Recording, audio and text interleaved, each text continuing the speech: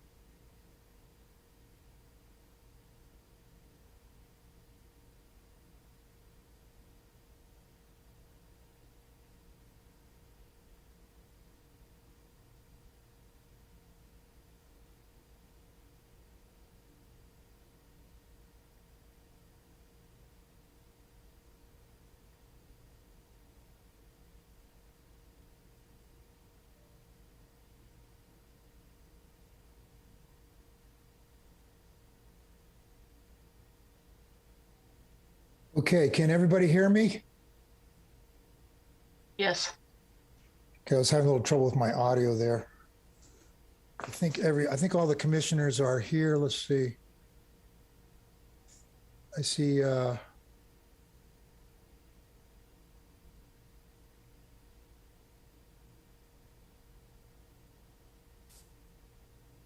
let's see, I see.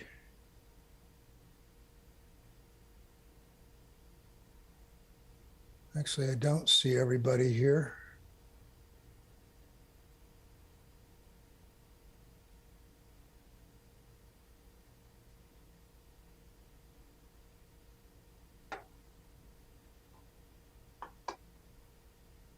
Margie, do you see the other commissioners here? I see Commissioner Locke, Commissioner Lehman, There's Commissioner Bolton right there. and Commissioner Bolton. I don't see Commissioner Delves. Yeah, Commissioner Delves may be a little bit late. And if the other commissioners, if you're able to turn on your cameras, I think that will help as well to let the public see you there. Is my camera on, Brandon? It is, Mr. Yes. Chair. Okay, all right. Okay, well, then I'm going to go ahead and call the regular meeting of the Carmel-by-the-Sea Planning Commission for December 8th to order. Can we have a roll call, please? Yes, Commissioner Bolton. Hello. Commissioner Delves will be late. Commissioner Lehman? Commissioner Lehman? Gail? I see her. Commissioner Lehman, can you say A? Yes, you're here. Doesn't appear she Maybe can she's- hear you. Maybe Yeah. her audio, it doesn't look like her audio is connected. Okay. Let me give her a call and see if I can help her out. Okay. Commissioner Locke? Here. Chair LePage? Here. Okay, I want to welcome everybody to our meeting tonight. And at this time on our agenda, we have the public appearances. Members of the public are entitled to speak on matters of municipal concern, which are not on our agenda tonight. Is there anyone here who would like to address the Planning Commission regarding any matters of municipal concern which are not on our agenda tonight? Please speak up or raise your hand. If you're on a phone line, I think it's star 6, Marjorie? That's correct. Star Star 6. 6 to unmute. Otherwise, you can unmute the bottom of your screen.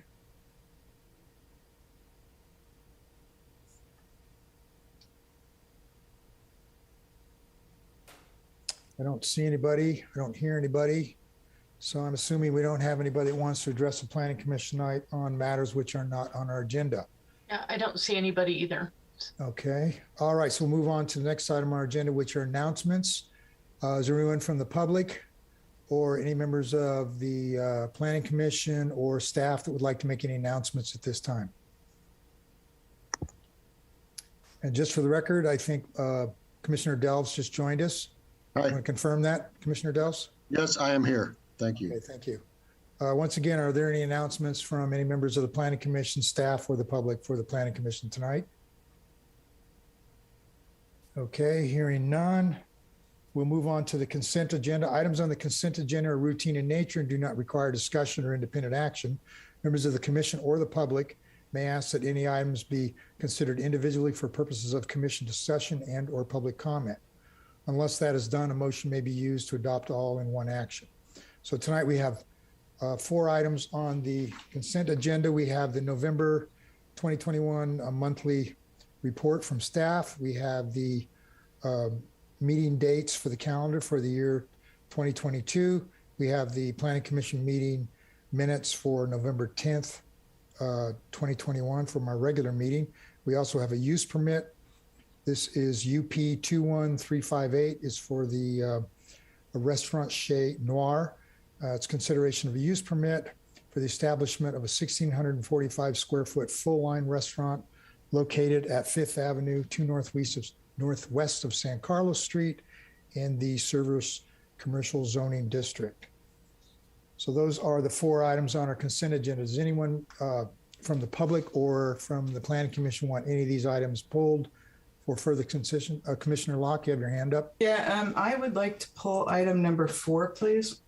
Okay, item number 4, the use permit 21358 Chez Noir is pulled.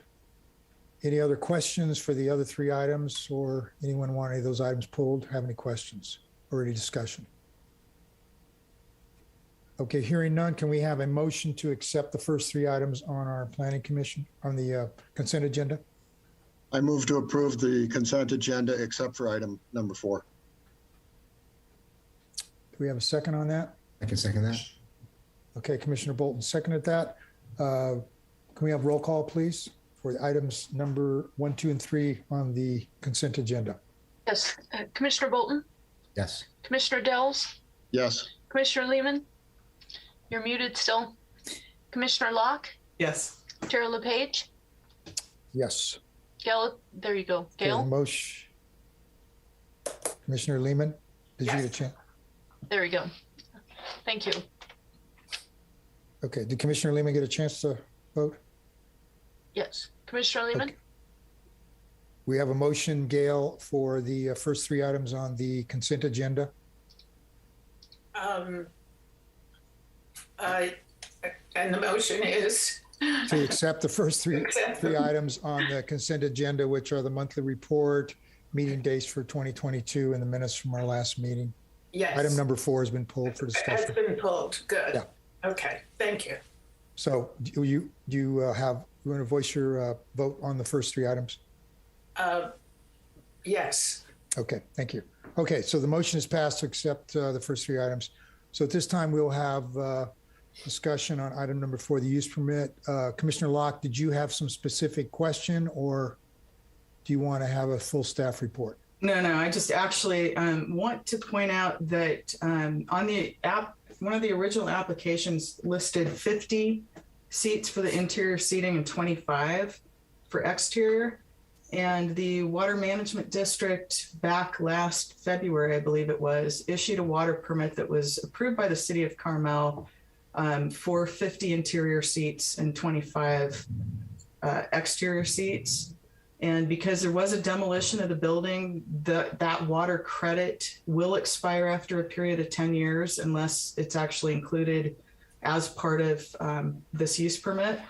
And so I would like to know if the applicant would like to increase that seating count to 50 and 25, or else they will need to come back and get an amended water permit, and potentially would have that credit expire going forward if they didn't have a tenant that needed to use those credits.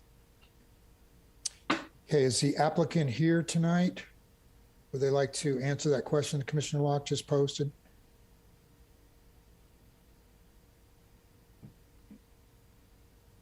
I think, hi, my name is Johnny. I'm the. Yeah, Mr. Black. Yes, you're the applicant. Nice. Do you understand what Commissioner Locke was saying? I think Ken just texted in. I think he said, yes, we would like to do for 50 interior at 25 exterior seats. But yes, I understand. Okay, thank you. Just for the record, Mr. Chair, the chat window, that doesn't count as public comment. So if Mr. Black is speaking on behalf of the applicant or the application, that's fine. Yes. Yeah, all right, okay. Thank you. Okay, does Brandon, does the staff need to note that change? How do we need to note that change in our motion, or? Yeah, we can just amend the resolution accordingly. Okay. Yep. So rather than, I believe it was 47 occupancy, it's going to be 50? 50 and 25. 50 and 25. Just for the record, I mean, that'll be the approved occupancy by the Planning Commission and the use permit. There's still, obviously, they're gonna have to work with the fire department and the building official for the safe occupancy, but that at least memorializes from a water perspective what can be used in the future. Okay, Commissioner Locke, would you like to make a motion? Yeah, I would move approval of item number 4 with that amendment to the use permit. Okay. I second that. Okay, the motion's been made and second to accept approve use permit 21358 with the amendment that the occupancy should be 50 interior, 25, is it exterior? Is that correct? With the understanding that the fire marshal has final approval on this for occupancy. Is there any further discussion? Okay, hearing none, can we have roll call, please? Yes. Commissioner Bolton, Yes. Commissioner Dells, Yes. Commissioner Lehman, Yes. Commissioner Locke, Yes. Chair LePage. Yes. Okay, the motion is passed. Okay, this brings us to the public hearings for this evening. Just a few ground rules before we get into the public hearings. Applicants will have 5 minutes to make their presentation with a 3-minute rebuttal, and the public will have 3 minutes to make their comments. So with that said, the first item on the public hearing tonight is a design study. It's DS 21233. It's the Escabada project. It's consideration of a concept design study for partial demolition and 855 square foot net addition to an existing 945 square foot one-story residence, inclusive of a 203 square foot second story conversion of the existing garage and the construction of a new 240 square foot detached carport in the front yard setback. It's located on San Carlos Street, 3 southwest of 9th Avenue in the single family residential zone. And the staff will be presenting their report. Thank you, Chair. So the subject site is a 4,000 square foot lot developed with a 945 square foot residence that's inclusive of a 203 square foot attached garage. The applicant is proposing to an addition and remodel to the ground floor of the residence, as well as a 445 square foot second story addition, and the construction of a 240 square foot detached carport. Additional project components include landscaping and site coverage throughout. There are 5 trees on site, 4 of which are rated significant, 2 acacia at the front property line, an oak tree, and a Monterey pine in the rear of the lot. A non-significant acacia is proposed to be removed to accommodate the new carport location and the driveway. And the forester has also recommended planting 2 upper canopy trees on site, and that has been included as draft condition of approval number 2. Staff has not identified any privacy impacts associated with the project, despite the addition of the second story. There are no windows along the north elevation. There's 1 window that faces east towards the street, 2 windows on the south elevation, and 1 window at the rear facing west. A second story rooftop deck is proposed, however, that faces looking west. It overlooks a garage roof.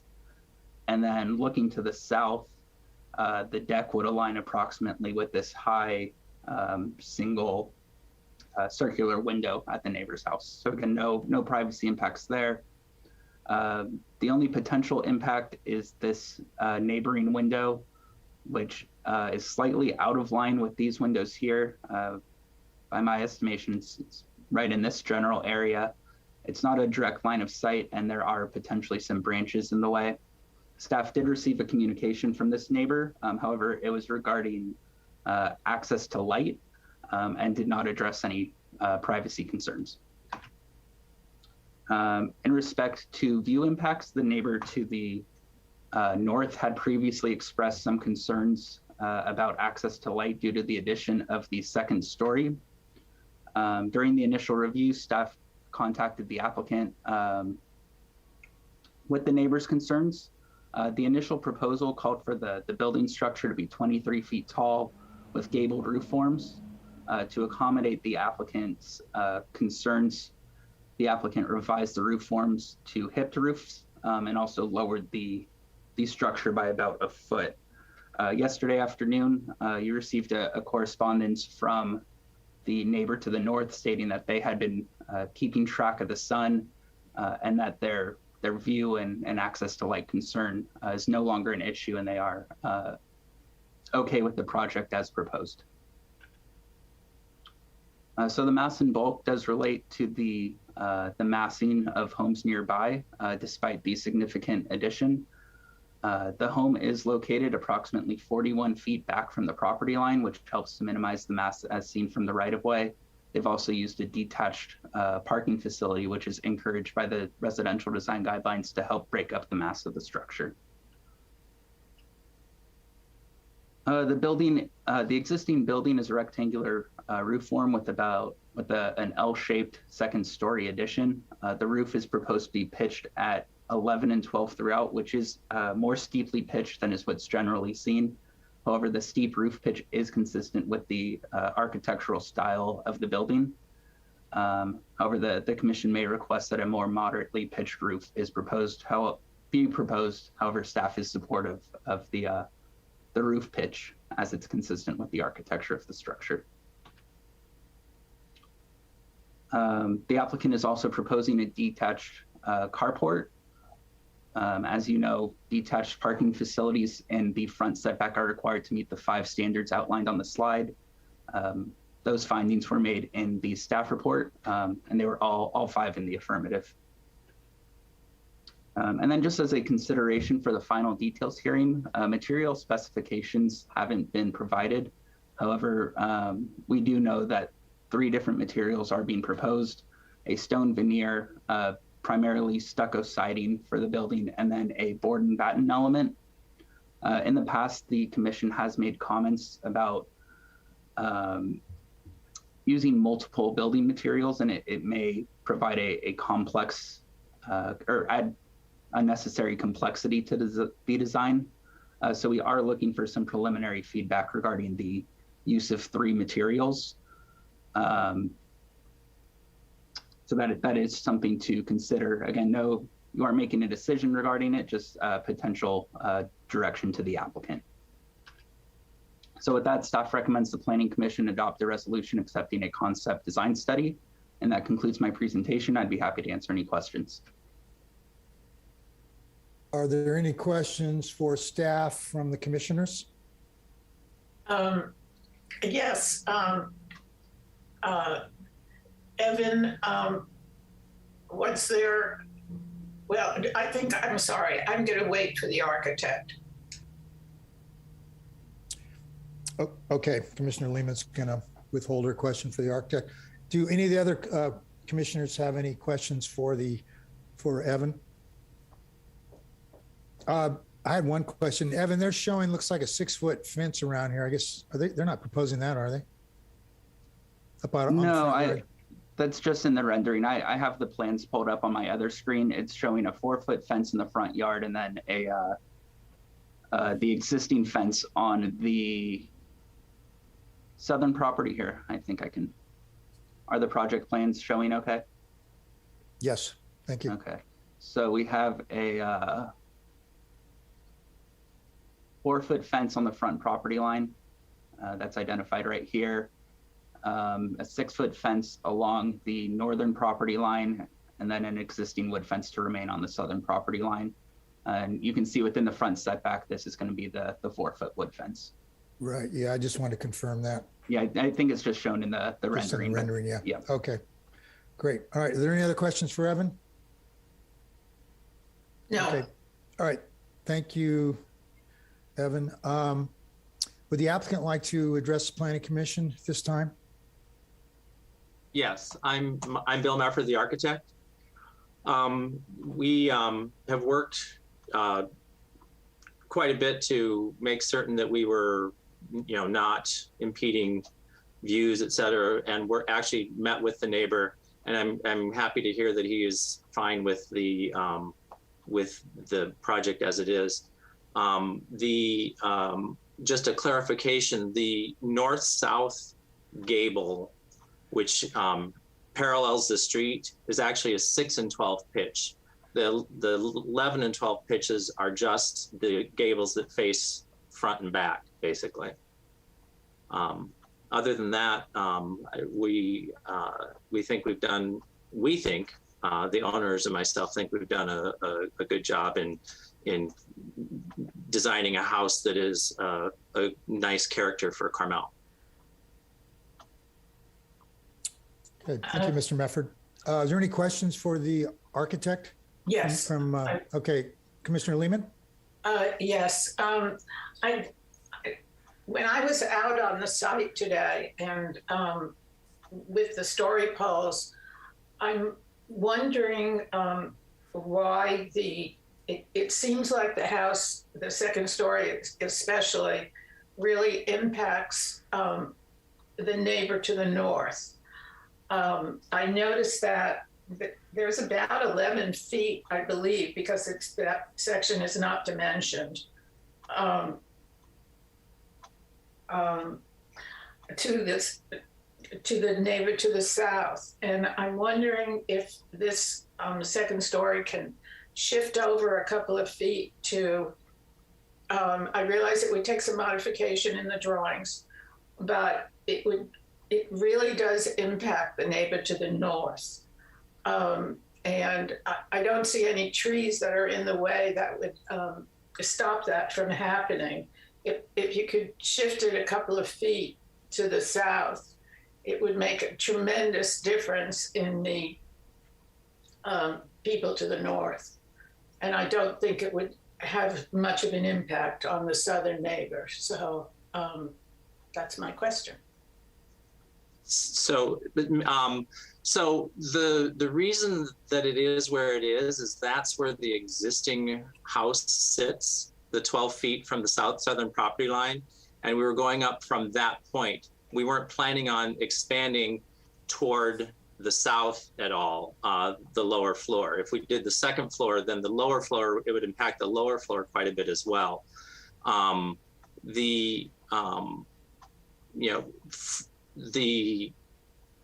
as you say, it impacts the neighbor to the north. Where our second floor is, his house actually steps away from our property line. And that's actually his kitchen area. And from that area, he has about a 4 foot wide by 3 foot high window, which it looks toward our property. His living room, which is the front part of his house, actually has clear view. We're not building anything in front of that. So that's we were kind of balancing what could happen without greatly impacting what's going on the ground floor on the existing house. I understand that, but the neighbor to the north appears to have about 5 or 6 large windows on that side. So I realize where the kitchen steps back is just as we saw today, was just a very small area with one window. And there's a little porch there with an entry door into I gather the kitchen or laundry, whatever. But the other windows along, the house feels like it's laying on that house to the north. And I think it feels unfair to me that it is so close when there's so much room on the other side. So Commissioner Lehman, can we just hold your comments till we get to your discussion, and then at this point just ask questions so that the architect can explain his deal, and then we can get into those comments. But thank you. Did you want to make any more comments regarding Commissioner Lehman's question? Mr. I was waiting for the answer from the architect. Yes. Well, that was I thought I'd answered the fact that the moving it 2 feet or whatever to the south has greater impacts than just, let's move it, for the design and the layout of the existing house, of the ground floor, and how you actually, because then you're going to be walking around the house because that front area is the kitchen. And so you're going to be walking around that to get then to the front door. We can look at it, but I don't know that it's a wise thing to do for the house. Okay, thank you. Are there any other questions for the architect at this time from the commissioners? No. Okay, thanks, Mr. Mefford. Mm-hmm. You'll have an opportunity to rebut at the end of the comments. Are there any members of the public who would like to address the Planning Commission regarding this application?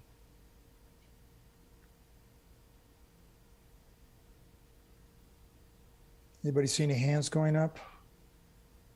No, Mr. Chair, it looks like we don't have any hands. Just in case, for those that are joining, if you'd like to participate and raise your hand, if you move your mouse to the bottom of your screen, there's a reactions button. If you click on that, you'll see an option to raise hand. If you're on a phone, you can raise your hand by hitting *9. Or if you can't get there, if that poses difficulty, you can just unmute yourself.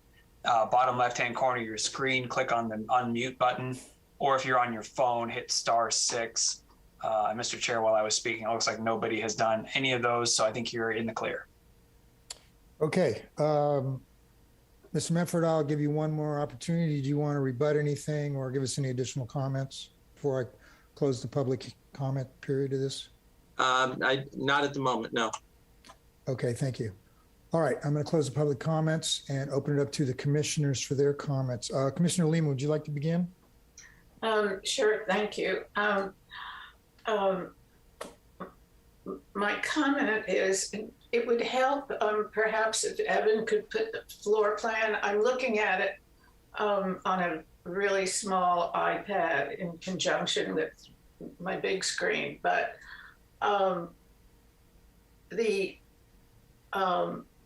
we got a north arrow on that?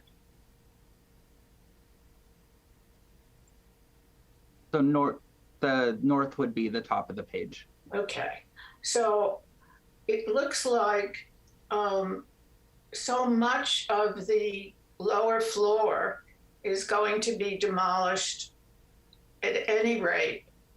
And what's going on to the first floor is a deck, which looks like an easy shift. In fact, it looks like the original house, I'm flipping back to that,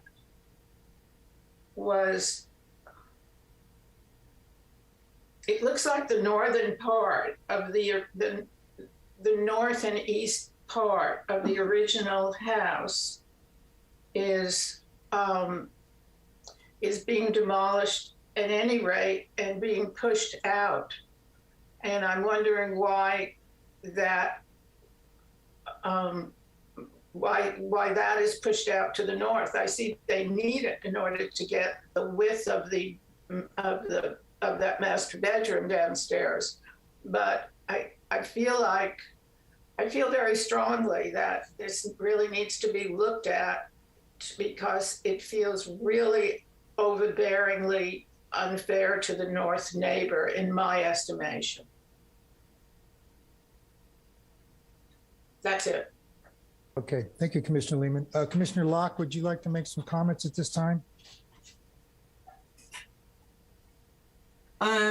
I think it's a really nice looking project, and that it's certainly a large improvement for the neighborhood. I could agree with Commissioner Lehman on this, that is it possible to shift slightly? Evan, you got your hand up. I just wanted to clarify the scope of the demolition. I'm not sure if it was lost in the floor plans. The only exterior walls on the ground floor being demolished are the garage. So that's this area right here. The fireplace is remaining, and then this little section right here. Everything else on the ground floor is remaining. And then this darker line is the new ground floor. So this master bedroom is on the ground floor.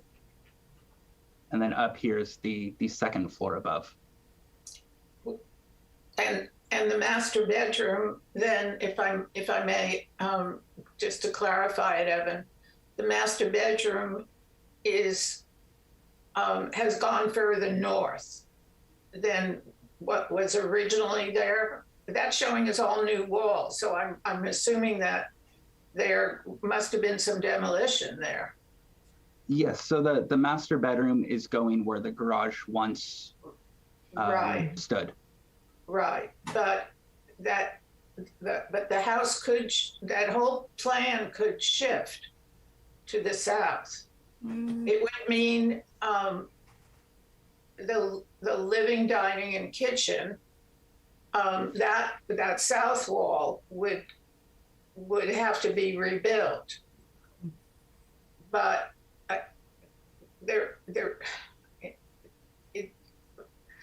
by the time half of this gets demolished, because they are demolishing more than the garage. There's the wall in the living room and the laundry. When I'm looking at the demo plan, and so I don't see why they can't just demolish another 20 feet of wall, because they're going to be demolishing it anyway, in truth.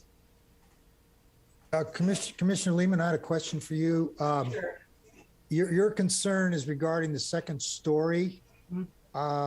Maybe the second story can just be shifted a couple feet to be in line with the back bedroom there, and that would mitigate some of the impacts of the neighbor to the north. And then the first floor could stay as planned. Obviously, the designer, architect's got to speak to this, but would that meet your concerns? Yes, but yeah, of course the architect can speak to it, but it looks like he's got one resting on the other on that south wall. Yeah, I don't know. I don't know all the consequences of it. I'm just trying to get a little more focused here. It looks to me like, as Evan stated, that only the garage is being demolished, and then that wall that exterior wall that runs through the fireplace plane is being demolished, and then the new area is going to be pretty much on. It looks pretty much on the footprint of the garage, with the exception that the southeast corner is going to be expanded a little bit, where the closet is in the master. I think it's a master bedroom. But at any rate, why don't we continue with the comments here from the commissioners? We'll hear from the designer again, and then we can give some final direction. This is concept, so we'll give them some final direction. But I think your point is well taken about mitigating impacts to the neighbor to the north. Okay? Thank you. Okay, Commissioner Locke, did you want to finish your comments? Yeah, especially after that discussion, because I was able to actually pull the plans up and look at them. And the second story is set back slightly from the lower story. So it is set back to the south a little bit. It comes into line with the existing wall of the bedroom bathroom at this point. If anything, that it could potentially be shifted, as was mentioned, to the west, so that it comes more closer to over the top of or closer to alignment with the existing bedrooms. But I don't know if that will actually create more problems for the neighbor to the north or not, because that obviously would potentially block some of the sun in the late afternoon. So I think I'm just going to go with my comments that I think it's a huge improvement to the neighborhood, and I really don't have any other issues with it. Okay, thank you, Commissioner Locke. Commissioner Bolton, would you like to make some comments at this time? Yeah, certainly. So I think also this is a nice project, a nice improvement. It'll be a nice house. It looks to me like the upper level is kind of spanning from the former wall where the garage was all the way to the south wall of the kitchen. And that's why it's sitting where it is, but maybe I'm not reading it quite right. In any event, I wouldn't mind if it could move a tiny bit south, but I don't see it being able to do so easily without them losing square footage upstairs, making it smaller.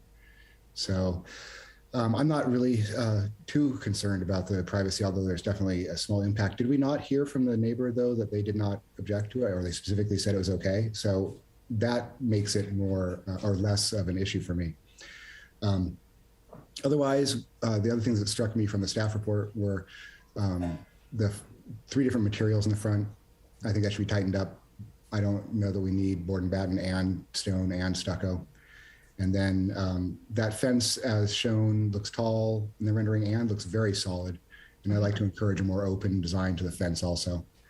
And then I thought it was good that we're going to be doing careful digging around those trees for the new carport garage thing, because I think it would be an impact to those trees potentially in the root zone. So, but it's a good project and I support it. I wouldn't mind if it can be moved. I encourage the architect to take a look, but it's not a requirement for me. That's it. Thank you, Commissioner Bolton. Commissioner Dells, would you like to make your comments? Thank you. I don't think I have a lot to add. I like the project, and I understand where Commissioner Lehman is going.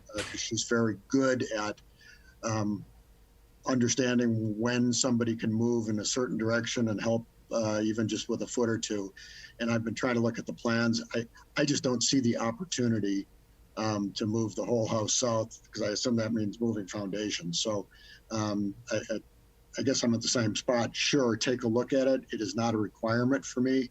And I'm most motivated there by the fact that the northern neighbor has paid quite a bit of attention, that the conversations have taken place. In fact, this was continued to, I think, allow them to have more conversation. The fact that, you know, he's been tracking the sun and we're almost at the shortest day of the year and he's okay, tells me that I think we got this about right. Okay, thank you, Commissioner Delves. I don't have a lot to add. It sounds like the direction from the Planning Commission is to explore the possibility, or the feasibility, I should say, of moving the second story further to the south to mitigate impacts to the northern neighbor. Although I would echo or acknowledge that the northern neighbor seems to be okay with it. His concern was mainly focused on the light, and he seemed to be all right with that. So the only other thing I wanted to make a comment on was what Commissioner Bolton brought up and staff did about the different types of materials, try to get a little more consistent use there. I noticed in one of the previous proposal that they had a stone wainscoting, which went over onto the other body of the house, and I thought that kind of tied it better into that stone element. And maybe a suggestion on the board and bat element on the street element would be that in between the raised bats, they use stucco instead of wood. That would kind of pull it together, and I think still honor the style of architecture that's going on there. So those are my only thoughts on it. So having said that, I think we ought to take a look at the resolution.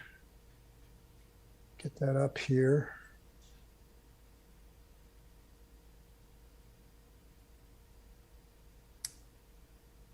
And for some reason, it says I can't reach that page. I don't know why. Make sure I'm in the right place here.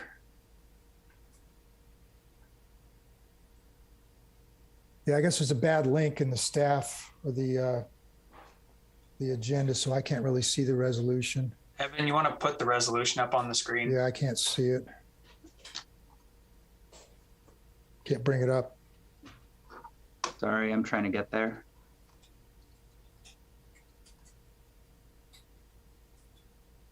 I just wanted to see what the conditions were, staff that put on it. You know, draft conditions.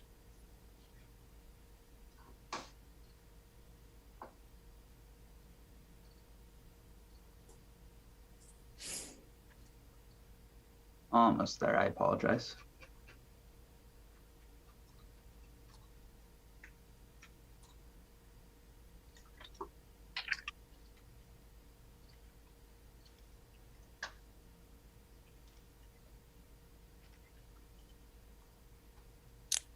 Okay, so there's only two draft conditions as per staff? Yes, that's correct. Right, yeah, that's okay. So we basically have the volume study and the landscape plan. So, Commissioner Lee, would you like to make a motion regarding the resolution and possibly give some wording to the direction for the second story? Sure, I can do that. I've just lost my Wi-Fi on my, it's just very slow. If you can give me oh, here, I've got it, thank you.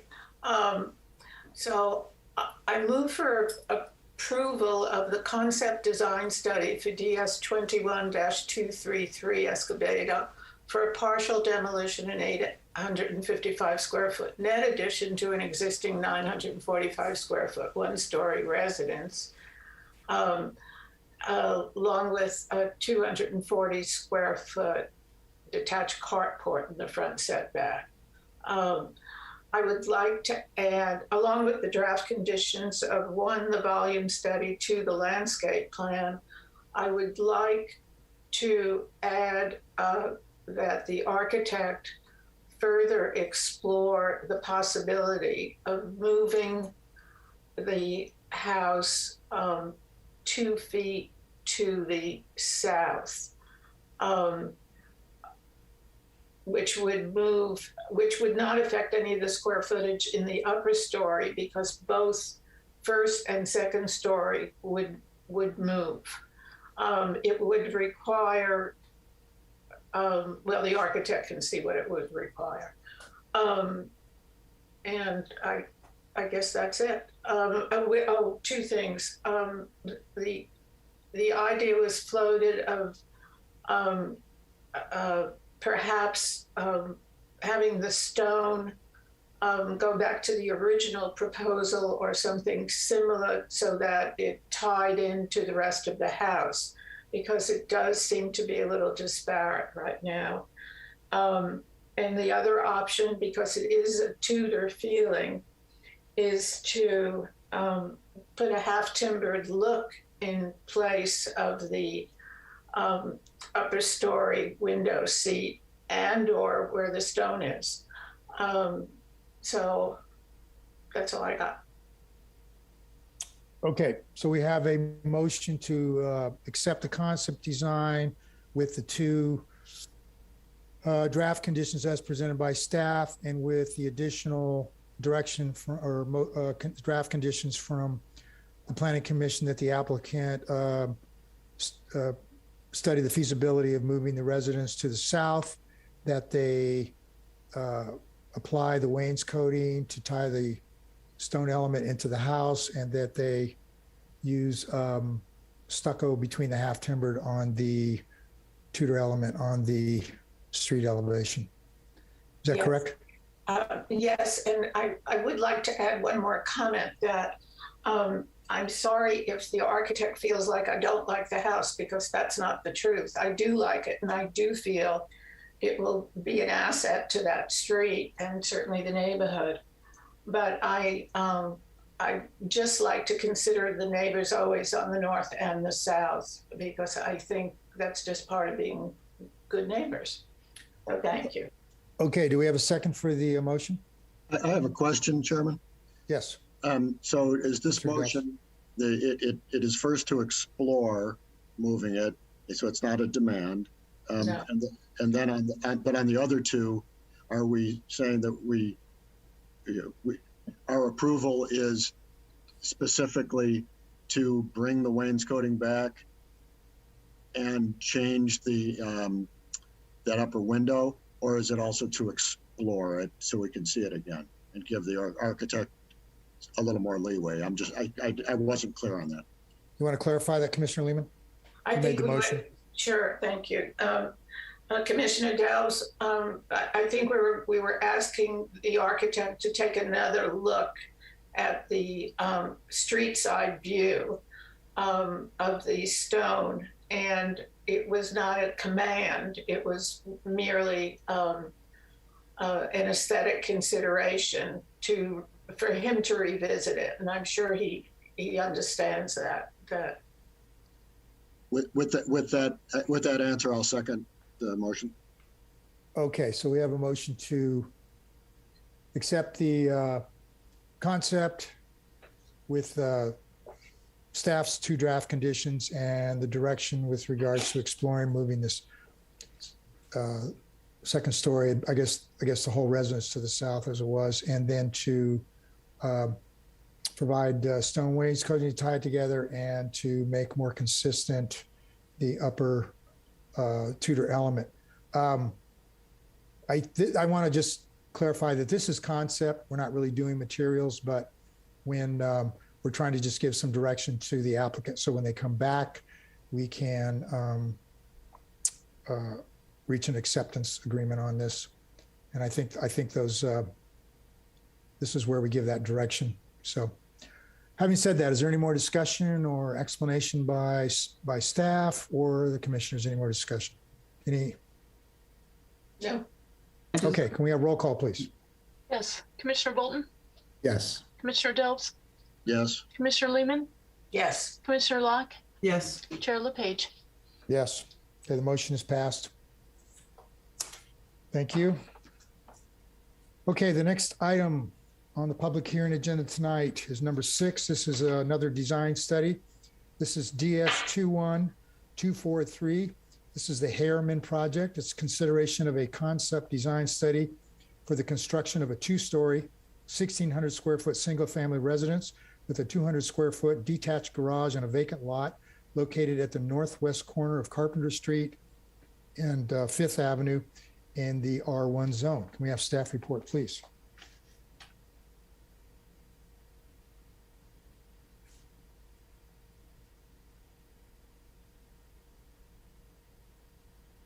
Thank you, Chair LePage, and good afternoon. So the project before you this afternoon is a concept design study for the construction of a new home on a currently vacant lot. The lot is 4,000 square feet in size. It is located on the corner of Carpenter and 5th, so it has 2 street frontages. The proposal is for a 1,600 square foot residence with a 200 square foot detached garage, as well as associated site improvements.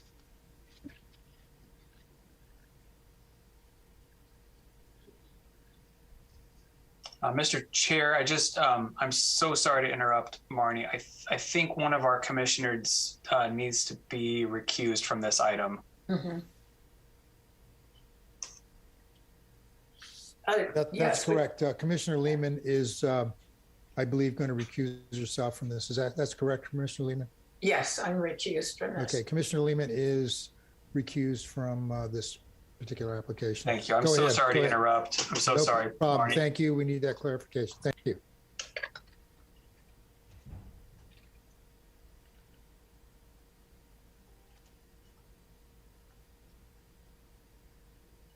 Are we waiting for Commissioner Lehman to?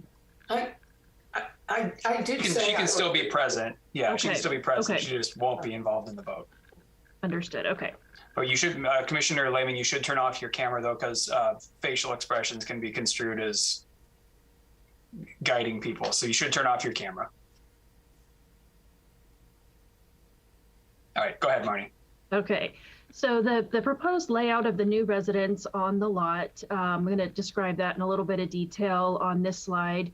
The front of the lot is on Carpenter Street. So that is considered the front lot line as well as the front yard setback. However, the house has been designed really to have a presence on Fifth Avenue. So the house is proposed at the 15-foot front setback line along Carpenter Street. That's also where the second story massing would be located. It would transition down to 1 story, so kind of following the topography from east to west. The site is sloping downwards. The outdoor living space on a stone patio. And then the detached garage would be located on the west side of the lot, which is technically the rear yard. And this is really the best and safest location for a parking facility in this particular area. So with respect to forest character, the city forester did identify 16 trees that are either directly on or adjacent to the project site.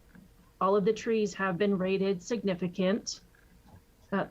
2 trees have been approved for removal by the Forest and Beach Commission to facilitate development of the project. That includes tree number 12 in the center of the lot, as well as the cluster of trees labeled as 14 on the west side of the lot. And again, this is the location of the detached garage. There is a limb on tree number 1 that was not part of the original tree application proposed for removal. We discovered this after the Forest and Beach Commission meeting once the story poles were erected. So in order for the current design to be constructed, that limb would need to be either pruned or removed. And that is going to require Forest and Beach Commission approval. Staff has drafted, staff is recommending that the commission add a condition of approval that this be accomplished prior to final details review. So with respect to parking and access, the garage has been designed at 200 square feet, which is the minimum required for off-street parking. The proposed setbacks are 5 feet from the rear property line, which again is to the west or to the left on this graphic. It's set back 10 feet from the street side yard along Fifth, as well as the interior side yard has a 10-foot setback.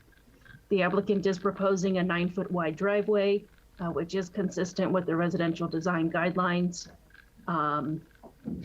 And the garage would have a height of 10 feet 6 inches along Fifth Avenue. It would be slightly taller in the back just because of the sloping topography on the lot. But in any case, well below the 15 feet maximum for being in a required setback.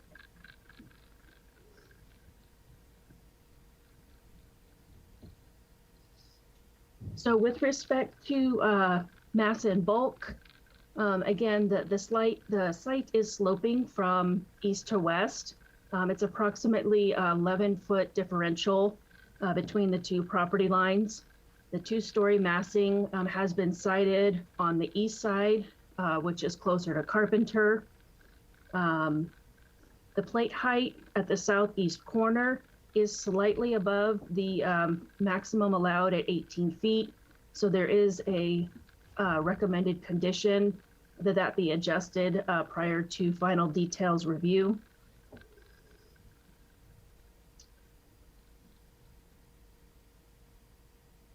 And this is just the perspective from Fifth Avenue. So you can see how the house has more of a presence along Fifth Avenue than it would along Carpenter, with the front entry and the patio, the outdoor patio.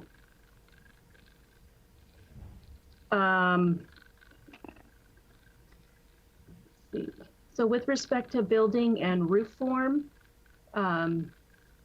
the proposal is for a 4 and 12 pitch roof. The two-story element would have intersecting side gables. The one-story element would be mostly flat roof with some 4 and 12 pitches on the north side, as well as a 4 and 12 gable pitch on the garage. A special condition of approval has been included with the project regarding the chimney.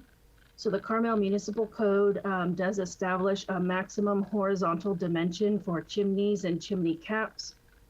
The maximum width for a chimney is 3 feet 4 inches. The proposed chimney is about a foot wider than what is allowed, as well as the cap is wider than 24 inches. So staff's recommended condition is that the design of the chimney be adjusted prior to final details review. Also, the applicant is proposing TPO membrane roofing. This is something that we would typically look at final details, but we are looking for feedback from the commission on this particular material, since it's not in keeping with the residential design guidelines, but is becoming quite common. It's proposed quite often. Staff is recommending that it be replaced with a material that has a more natural textured looking finish, but just looking for feedback from the commission on this particular proposal in the tan color. Some other considerations for final details. The exterior lighting, the proposed light fixture does exceed the allowed lumen level, so there is a special condition requiring that an alternative fixture be selected prior to final details. This particular design meets the requirements for shielded and directing light downwards, but is exceptionally bright at 900 lumens. With respect to building materials, similar to what you just saw on the last item, this particular design incorporates 3 different exterior finishes. There is a stucco finish, a stone veneer, as well as a stained cedar siding. So looking for feedback from the commission on whether one of these materials should be eliminated before final details review. And then also a consideration for final details regarding site coverage. The municipal code allows 396 square feet of site coverage. Additional site coverage could be permitted up to 556 if at least half is permeable or semi-permeable. Currently, the impermeable square footage exceeds 396 square feet. So there's a special condition of approval that be adjusted. The applicant is not utilizing the entire allotment of square footage available for the driveway. So the total is still within the 556 allowed. And I believe this is the last one regarding fencing. So on a corner lot, the maximum fence height is 4 feet along both the front yard setback as well as the street side yard setback, which is represented by the blue line. So the fencing in those two areas is limited to 4 feet high. Fencing in the rear yard and the interior side yard can be 6 feet. So there is a special condition that this be addressed again before final details review. You can see off to the right-hand side the proposed design for the fencing on this project.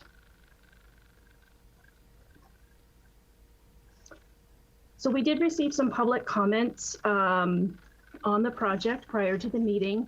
The comments were either incorporated into your packet or they were provided as late correspondence. Mr. Stevens, who lives to the west, had some comments regarding the detached garage. He's requesting that the garage be shifted to the north so that the face of the garage aligns with his garage, his detached garage. The applicant evaluated this option, but would like to reserve the area behind the garage for planting of required replacement trees. So the Planning Commission might consider whether leaving the garage kind of offset from the neighbor's garage is a preferred design objective, or whether shifting it to the north makes more sense. The west neighbor also had raised some concerns about a future second-story deck being installed above the flat roof portion of the residence. And the applicant has indicated they have no intent of incorporating a roof deck as part of the project. The neighbor did inquire as to whether the project could be conditioned to prohibit one from being established in the future. And because the municipal code does not prohibit these types of decks, and there is a process that is established that it would go through if one were proposed, staff is not recommending any additional conditions of approval to address this particular circumstance. We also received some public comments regarding the architectural style. The comments were a little general in nature, but essentially relate to the massing. There was a general sense that the project may be too tall, too large, a little too boxy, and too close to the north neighbor. Some of the comments also felt that the design was out of character with the surrounding neighborhood, and that the large windows were maybe inappropriate for Carmel, and also just that the design lacked some of the charming qualities unique to Carmel. So these are some of the preliminary comments that we have received from the public that the Planning Commission might consider in providing any feedback to staff or the applicant for final details review. So with that, staff is recommending that the Planning Commission accept the concept design study with the proposed conditions, along with adding condition number 11, that the applicant obtain approval from the Forest and Beach Commission to remove the limb on tree number 1 before final details review. And that concludes my presentation. I'm happy to answer any questions. Are there any questions for staff from the commissioners? I don't hear anybody, Marnie, so I'm assuming they'd have no questions at this time. Thank you. Thank you. Okay, would the applicant like to address the Planning Commission regarding this application?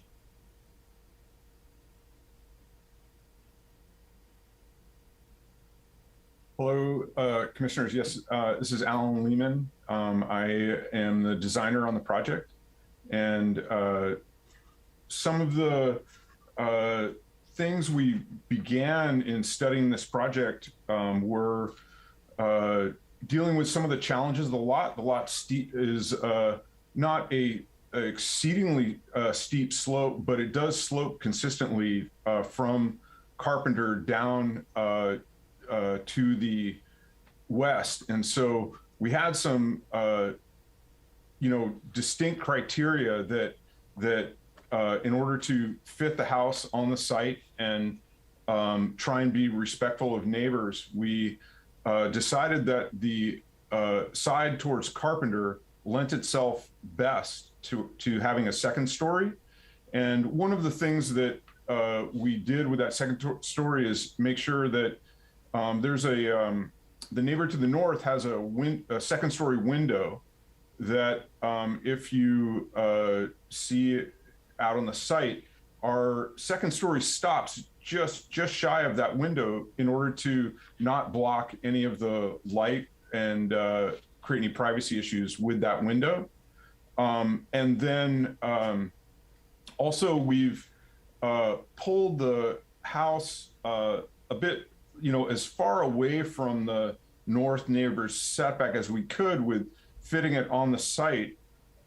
We have quite a few trees along Carpenter that dictated where the house could be built and not crowding towards Carpenter too much. And as well as with Carpenter, with it being a corner lot, and the long street side on Fifth, that relegates a 5-foot minimum setback there. And so we had, a bit to work with, as well as when you look down the site towards the west, where the kitchen dining room area is, that has the gable end that's facing toward the garage. The site drops off steeply just after that. And so we're very compressed into a certain zone in order to maintain our vertical setbacks. So those were some of the massing issues. And also when you move down towards the side of the lot where the garage is, one of the things, and Mr. Stevens, the neighbor to the west, has some valid concerns in regards to the garage placement, but there was thoughtful consideration that we put into that. And right now, the garage is sited directly in the center of the lot in the 40-foot direction. Two of the things that pushed us in that direction were, one, staying away from the north side more. The north neighbor has a patio and outdoor area in that direction. And so we didn't want to push the garage in that direction and crowd that area with another building.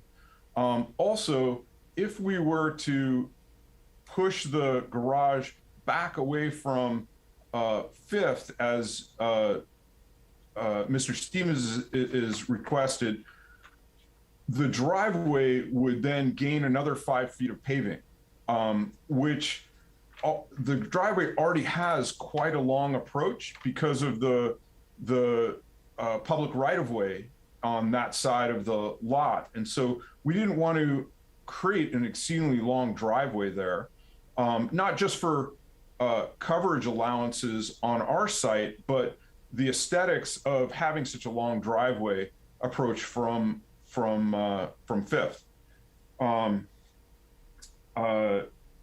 So one of the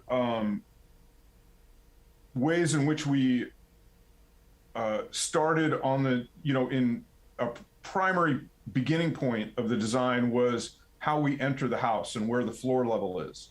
And there's a large tree near the entry path going in, and not wanting to affect the grade in that area, we decided that that would be the ideal spot for the floor level. And so we're maintaining that, which also creates a benefit in that the floor level continuing towards Carpenter, we then grade into that hill somewhat and establish a retaining wall there, which helps to reduce the massing of the house towards Carpenter.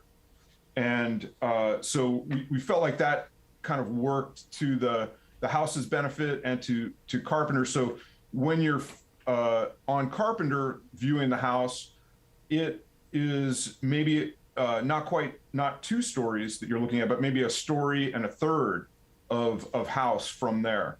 so as to not overwhelm the street with a two-story portion. Some of the rationale behind the amount of the glass in the living room area is we've really minimized the glass towards the north to try and maintain some better privacy along there, because the neighbor to the north's house is fairly close to the property line, maybe about a 3-foot setback. And with our 4.5, 5-foot setback on that side, we didn't want to affect privacy concerns there. Thank you. Are there any questions for the designer regarding the design or any of his comments from the commissioners? I have one question. Commissioner Dels? Yeah, Marnie mentioned the TPO membrane.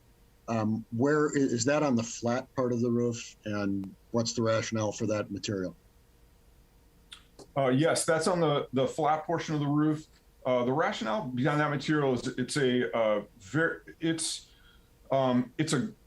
very stout, good roofing material.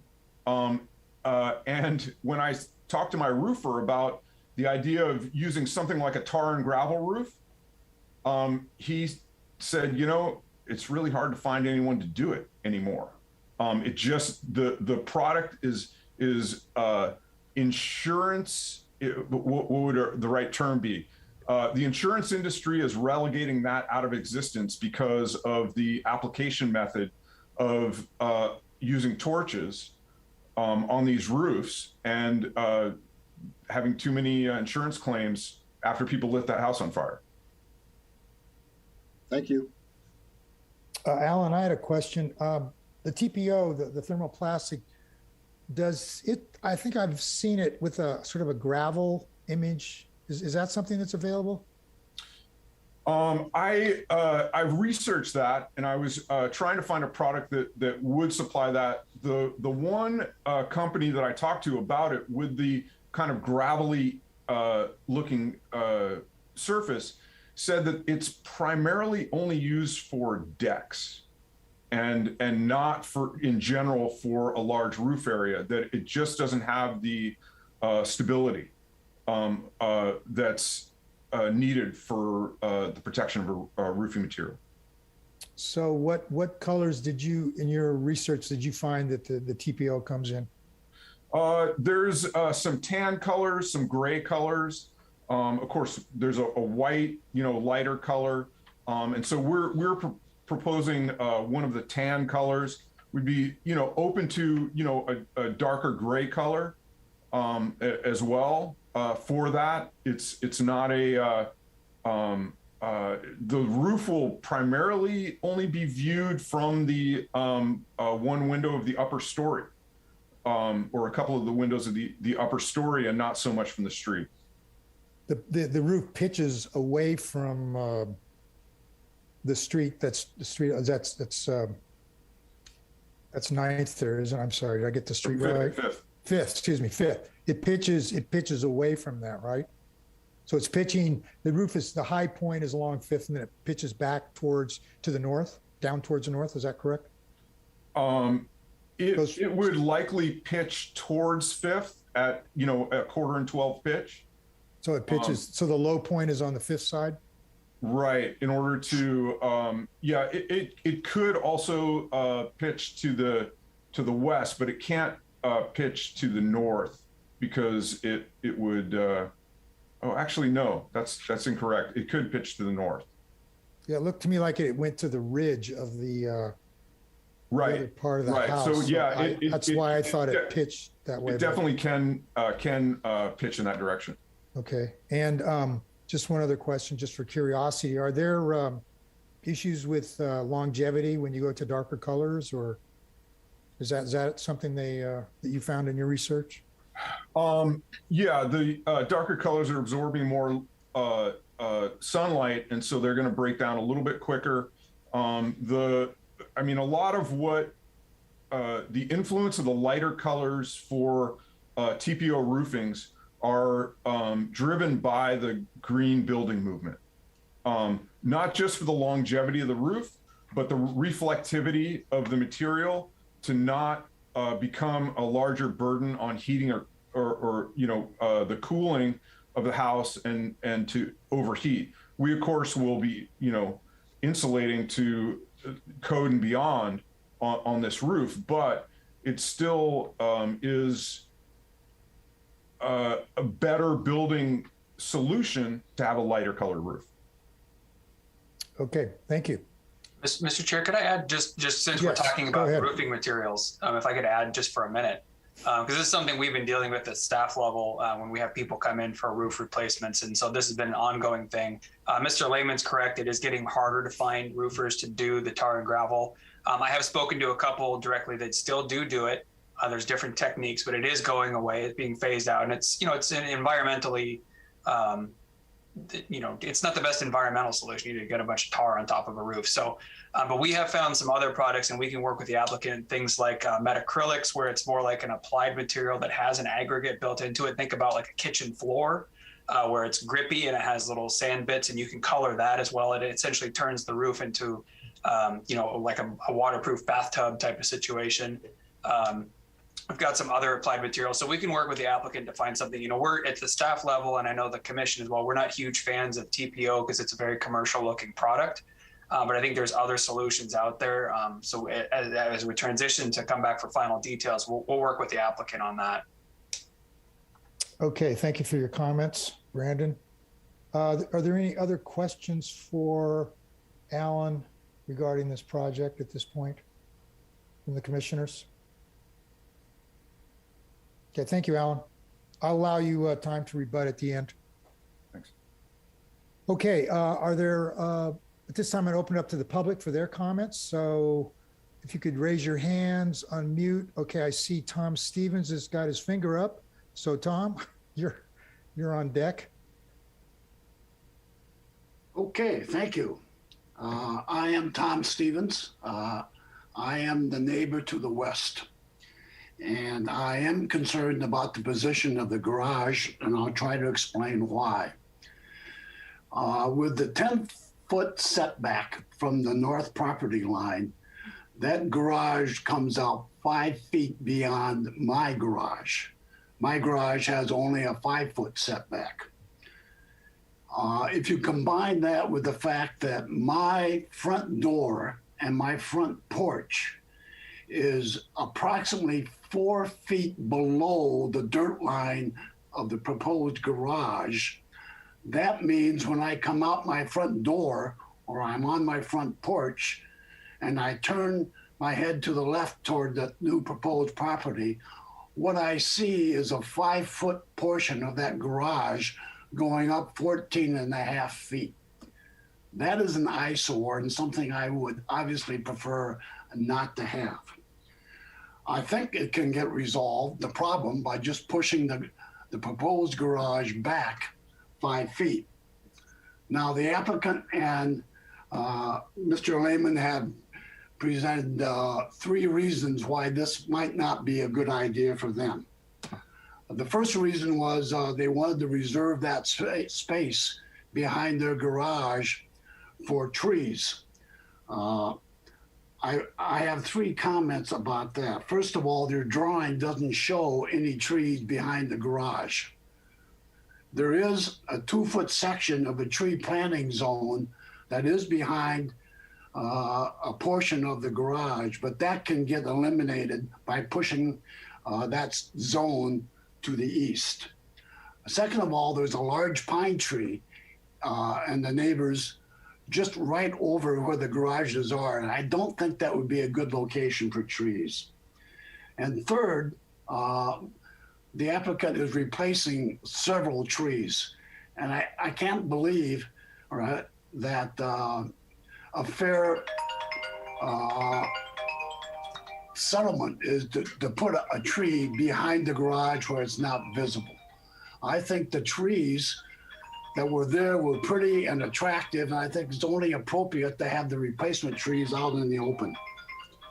There was also a comment about the fact that the garage needed to be away from the property line because of the neighbors. And I'd like to point out there's a huge elevation difference between the garage and the neighbor's living area to the north. Their living area is on the second story and the garage is not in their line of sight at all. And the final comment was the driveway would be pretty long. That's correct. All right, there is coverage. All right, and I'd like to point out that my driveway is long too. So I have a big tree. I have a big tree between the garage and the living area. It's very attractive. It softens. I would encourage us to put the trees front and forward, all right, Okay, and Mr. eliminate Stevens, that eyesore your for me. time for your comments is up. Thank you. I think So we thank you very much, and I would appreciate Thank you. your consideration in making a 20-year householder happy. Thank you for your comments, Mr. Stevens. Okay, the next member of the public, would you like to make comments? Raise your hand, unmute. Do we have some, what do we have? I see. Allie McDaniel. Who do we have here? I can't see everybody. Oh, McDaniel. I'm sorry, can you turn up your volume a little bit, maybe? Let me I'm having a little see. trouble hearing you. Who is this speaking? Allie McDaniel. Okay, Allie. Oh, there you go. I see you now. Evening, Michael. All right, nice to see you, Allie. Go ahead. Good to see you too. I'm going to read a letter that I wrote to Marnie this morning, and I think that might clarify my position on this. This is my second letter, by the way. The other one I hand carried to her on the 2nd of December. Dear Marnie, good morning. Just a few brief thoughts here after communicating with numerous concerned neighbors following my letter of December 2nd, which I hand carried to you. Folks here in the neighborhood are most disturbed over the proposed plans. Comments have been strong to the negative. Cheapest possible construction, unaesthetic, totally out of character for the neighborhood and Carmel in general, as I've already stated in my last letter. But also of consideration was expression of concern for our property values and especially mine, as I am most directly impacted by this monstrosity. The people involved in its creation have given absolutely no concern to any of this, as they selfishly created plans for a spec house that would not most likely not be lived in, but only enrich themselves upon its sale if that should happen.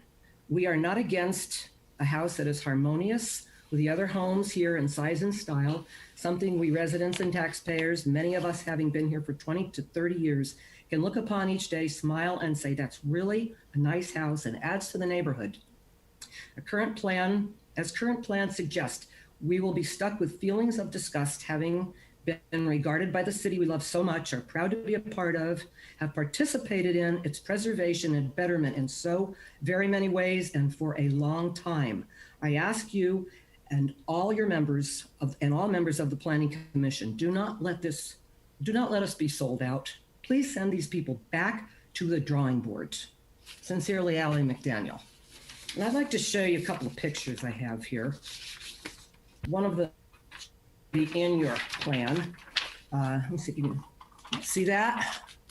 Okay. No, honey, here. Okay, you can see that. Now, my husband went over to Seaside a couple of days ago and took a picture of the Starbucks over near Home Depot. And there's that picture. And you can see that. Jay, no. Now, we find the resemblance to be amazing. Just thought I'd throw that in for your perusal.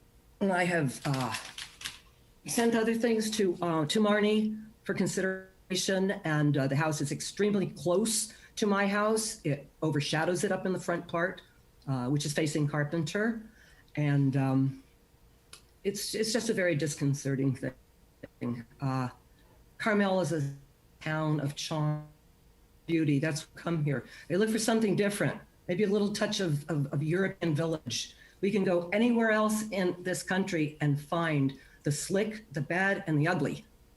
And that's basically what we have in a lot of places. I don't want to see that happen to Carmel and you, to my neighbors with whom I've had a conversation. Thank you. Thank you, Allie. You're welcome. I see Neil Cruz has his hand up. Neil, you have the floor for 3 minutes. Yes, sir. Can you hear me okay? Yes, we can. I just wanted to put in a little note here in the beginning, everybody. I'm with the Carmel Village Preservation Committee. And we are a group of Carmel residents that have become increasingly concerned that the direction of architectural approvals in Carmel is going away from what we deem to be the village character of Carmel, which is more of the traditional, more of the cottage-like, but not necessarily 100% that way. We were holding back because we did not want to appear to be critical or negative, but we did go before the city council here recently and said, we're letting you know we can't wait any longer. From now on, we're going to make our presence known at planning commission meetings and any meetings where architectural design is the subject. So just wanted to let everybody know it's not personal. I don't like criticizing other people's designs as a designer, but I have to do this for my feelings for the village of Carmel and where we're going there. So just a few comments about the design itself. I think of this, not meaning to put anybody down, but I think of this as hybrid modern. It's like we want modern, but we realize we've got these Carmel guidelines, and so we're going to get as much modern as, and then we're going to do a little nod to the Carmel design guidelines. So we got the flat roof in there, but we're going to put a few sloped roofs in there as our sort of nod to the Carmel design guidelines. So also the same thing with the materials. There are basically 3 different materials expressed on the exterior face of the building. And let me stop here and say, by the way, this is a very nice design in my opinion as a designer of houses. So I'm not criticizing the design, I'm criticizing how it fits into the village of Carmel. So a little bit of concern on my part with the standing seam metal roofs. It appears to me that we're doing a lot of these. I understand the issues with fire and so on, but pretty soon we're going to look like a ski village and not a seaside resort. Starting to look like Squaw Valley Ski Camp with all these standing seam roofs. The windows, heavy mullions. It looks very commercial, more like what you'd see on a bank or the storefront of a store in a mall or something like that. It is not pure human scale and gentle to me.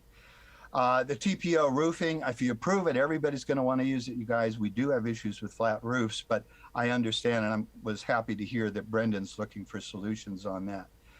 So I just feel that instead of giving a nod to traditional Carmel design as the Carmel residents see it, it would be best if we started from scratch with that spirit of design where the materials actually reflect the structure of the wall and so on and so forth. Thank you, Neil. Kathleen, would you like to you have the floor for 3 minutes? You're muted. Need to unmute there. This is Carol Hall. Carol, I'm sorry, Carol. Yes. I apologize. That's okay. You got the K right. Dear commissioners and staff, my name is Carol Hall, as you know. I'm also representing the Carmel Village Preservation Group, which is hundreds of residents at this point. We all have expressed distress over what's being approved, and I think this is a perfect example of what we don't want in Carmel. I'm really sorry to say that. As Neil said, I think it could be a nice design somewhere else, but I don't think it fits in any way in Carmel-by-the-Sea. It's industrial. It's ruining the special charm of Carmel one house at a time. And that's what's happening to us. And I don't think the commissioners want to have that legacy. And it's unlike the plan you have just approved, which does have charm and does fit into Carmel. I also do not like the garbage bin lid roofs. That's what I call them. The large stucco walls, et cetera, et cetera. So thank you very much for listening. Thank you, Carol. Is there anyone else in the public that would like to address the Planning Commission regarding this application?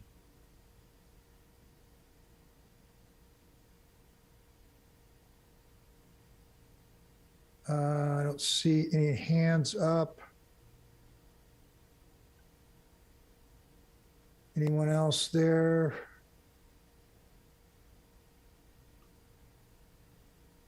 Okay, I don't hear anybody and I don't see any hands up. I think you're in good shape, Mr. Chair. I'm not seeing anything either. Okay, thank you. Okay, I'm going to close the public comments, open it up to the commission for their comments. Commissioner Bolton, would you like to kick it off? Yeah, I can do that. Sure.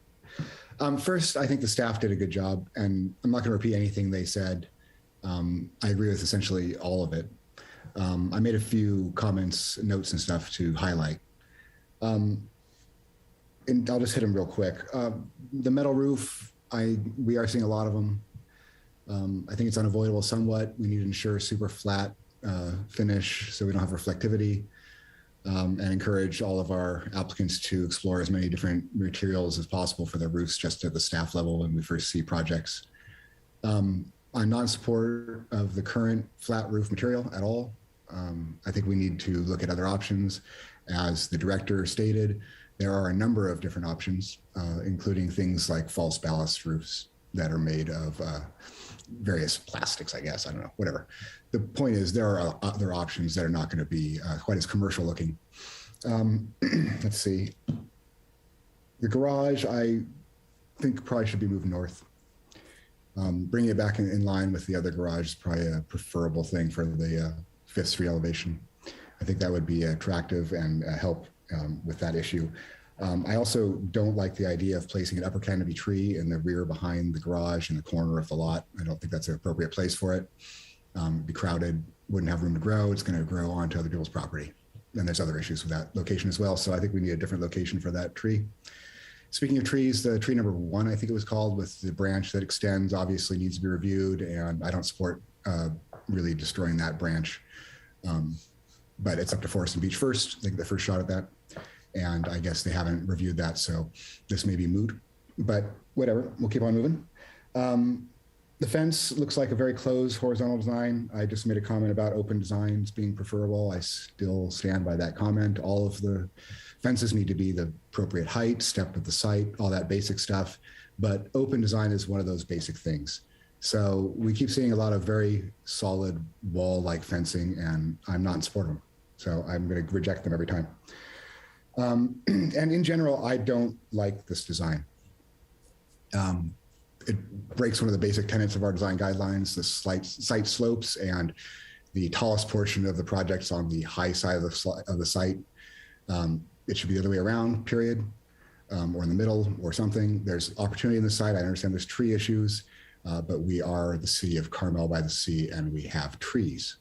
So it's difficult, I understand, but I don't like the way the tall 2-story structure presents to Carpenter.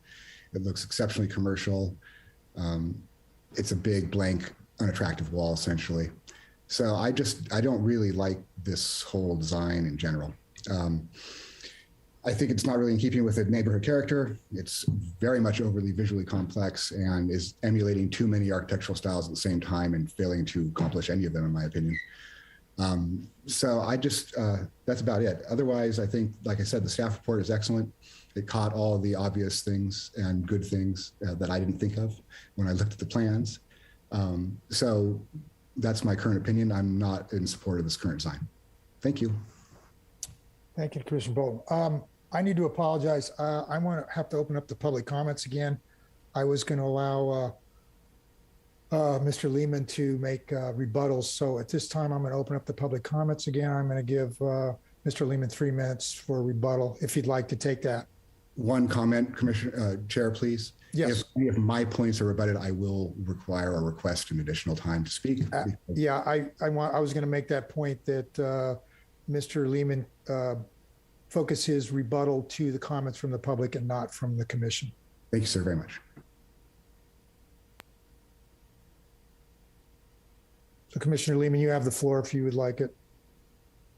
That's all right. I don't think I want to rebut comments at this time. Thank you. Okay, I just wanted to make good on what I said I was going to do. Okay, so is there any other members of the, I've opened this up to the public, so are there any other members of the public who would like to make some comments?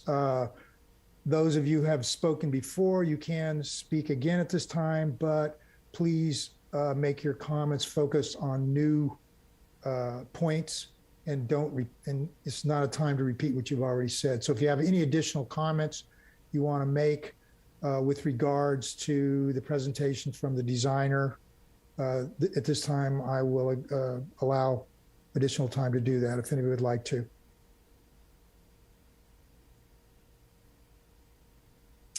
Okay, seeing none, then I'm going to close the public comments again and continue open up again once again to the commission for their comments. Commissioner Bolton, thank you for your comments. Commissioner Locke, would you like to make some comments at this time? Sure. I'd like to thank Commissioner Bolton for his comments because he just took the words out of my mouth in many ways.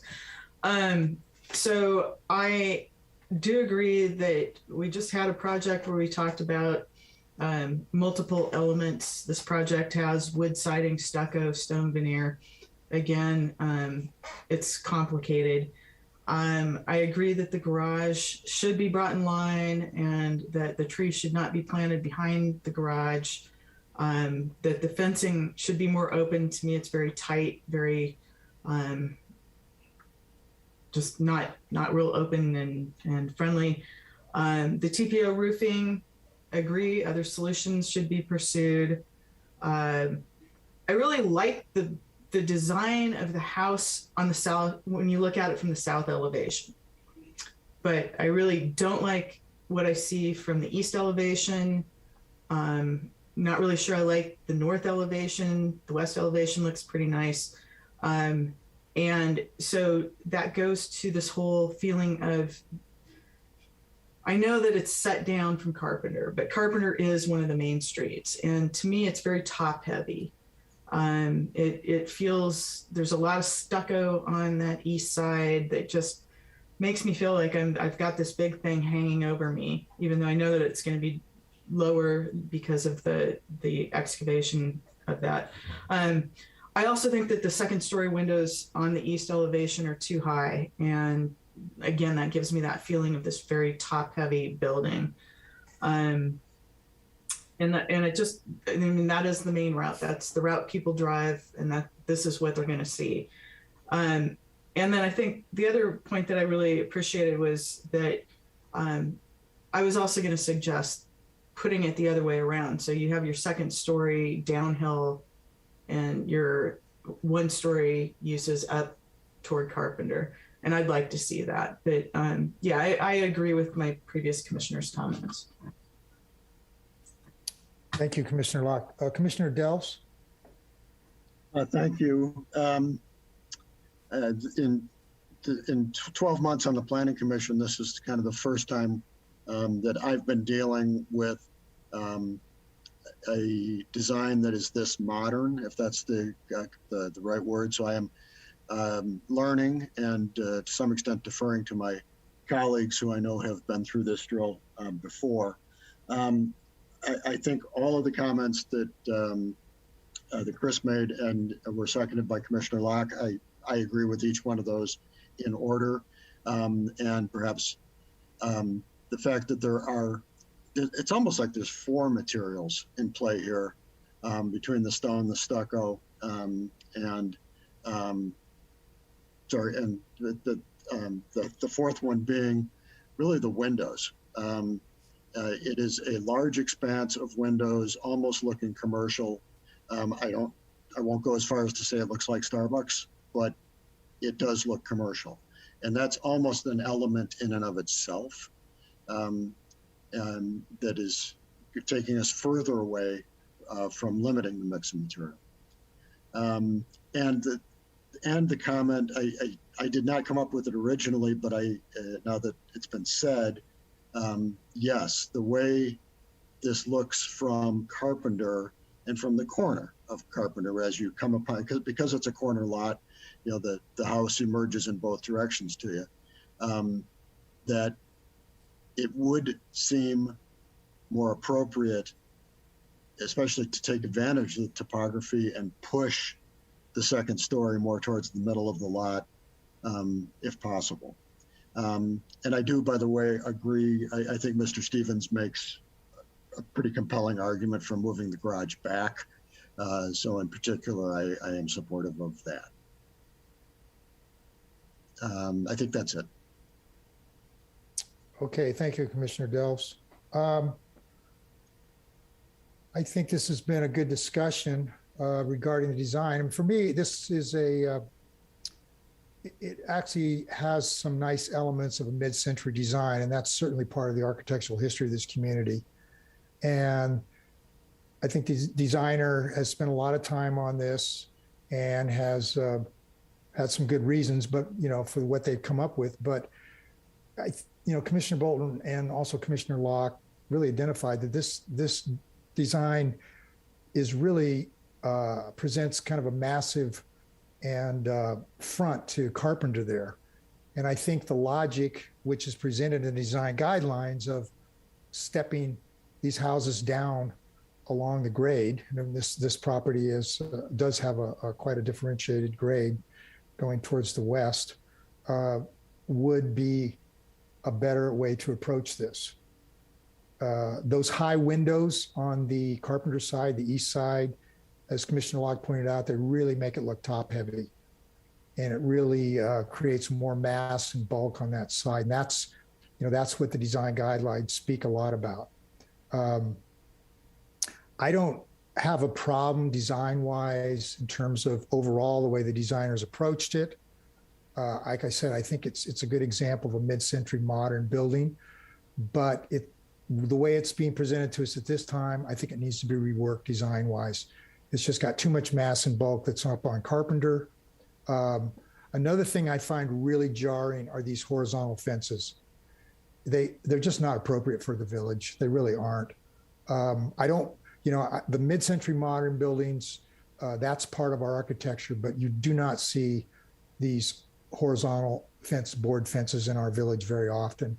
There's a few examples, but they're far and few between. So I think a vertical open fence design, this is what you see.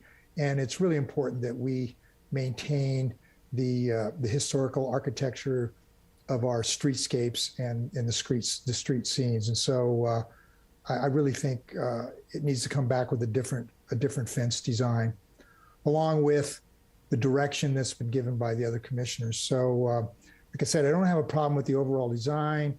I think it's a good example of mid-century modern, but it's presenting too much mass and bulk on Carpenter.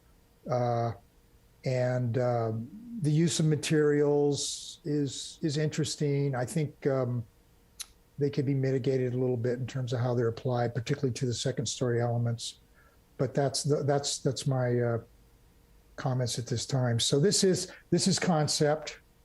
I think there's been some good direction given to the applicant.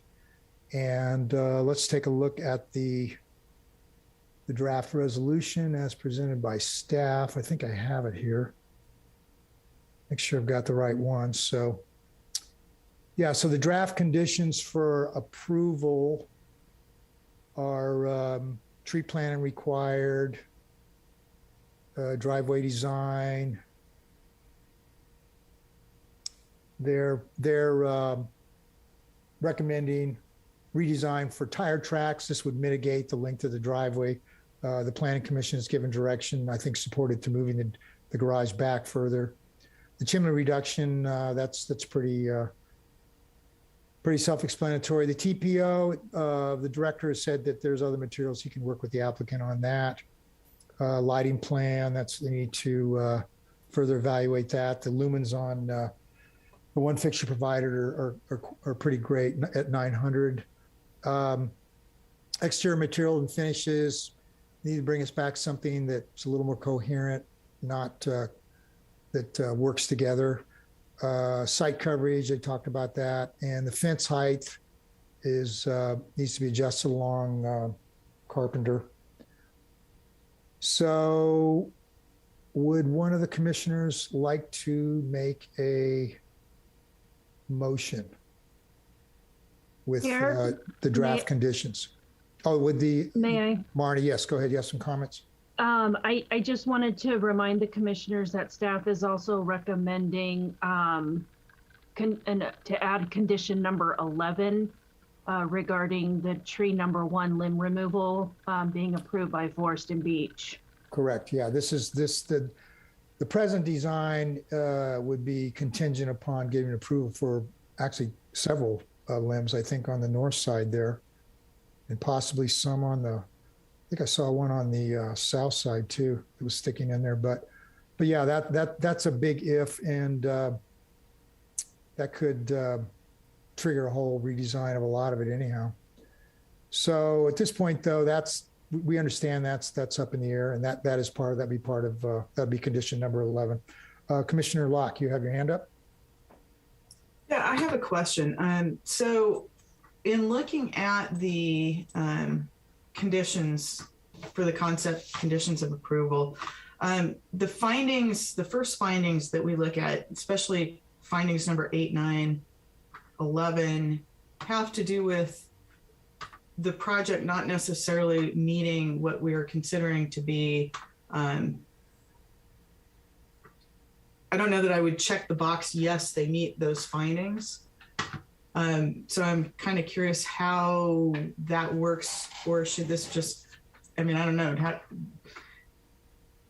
Our discussion clearly said that we didn't agree that some of those findings were met, but I wouldn't want to adopt a resolution saying that those findings were met if they really weren't, in our opinion.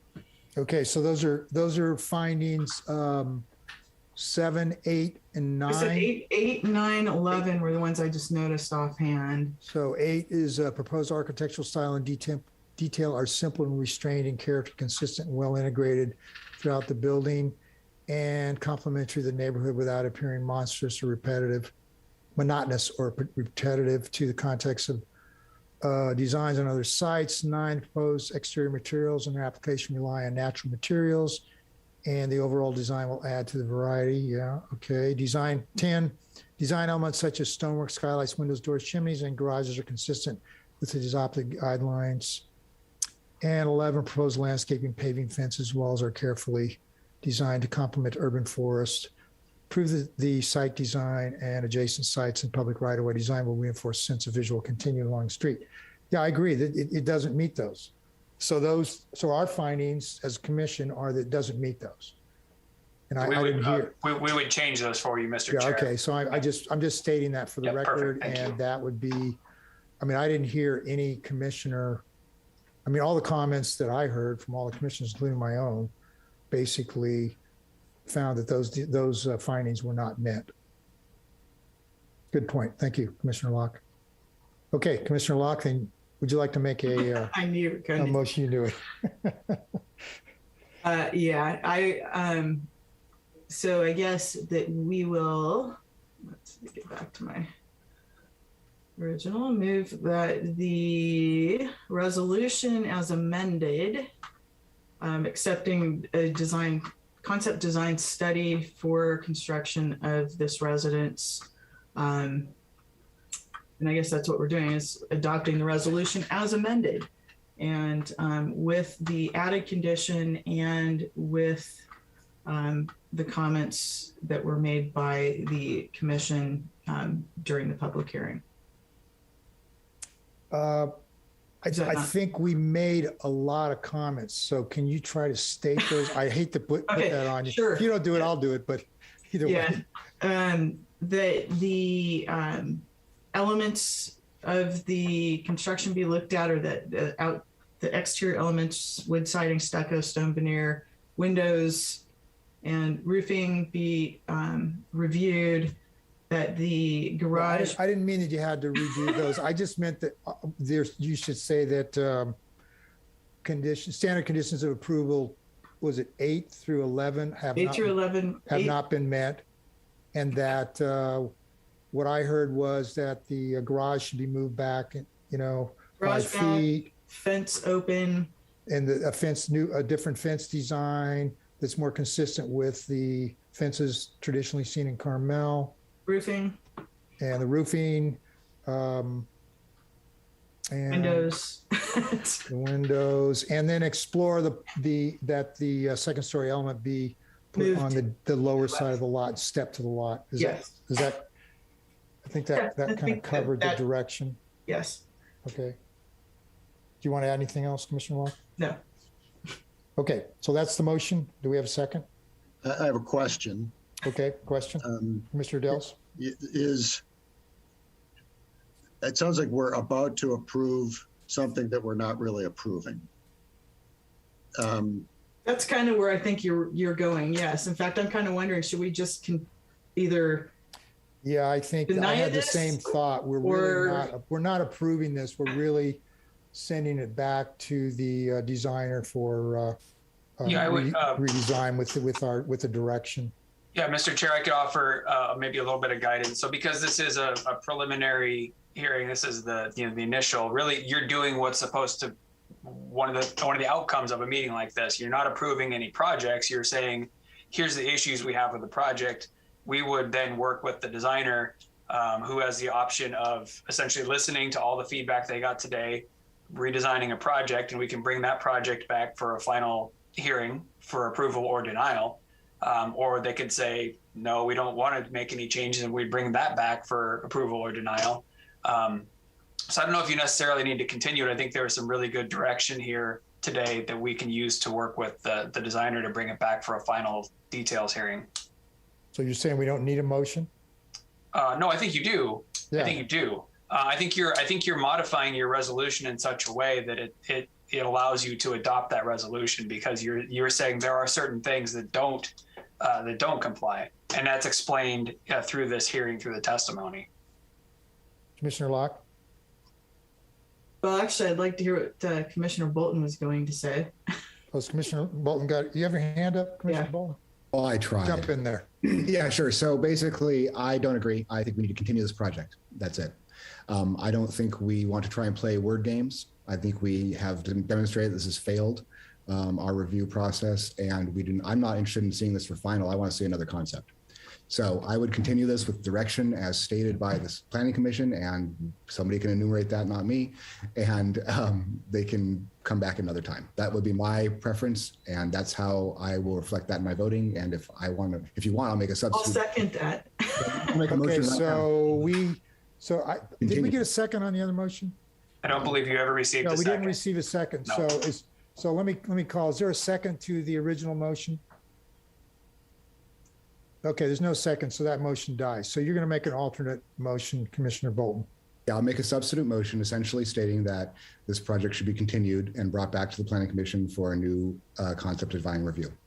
Second. Okay, that'll be an alternate. It's not a substitute because the first one, but we understand your intent.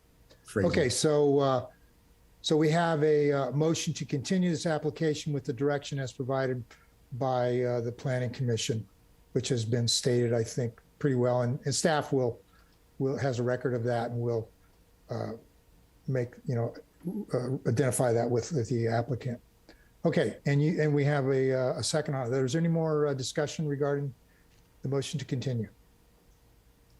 Okay, thank you. We have roll call, please. Yes. Commissioner Bolton, Yes. Commissioner Dells, Yes. Commissioner Locke, Yes. Chair LePage. Yes. Okay, the motion to continue is carried. Thank you, everyone. Okay, the next item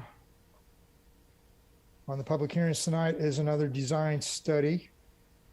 This is item number 7.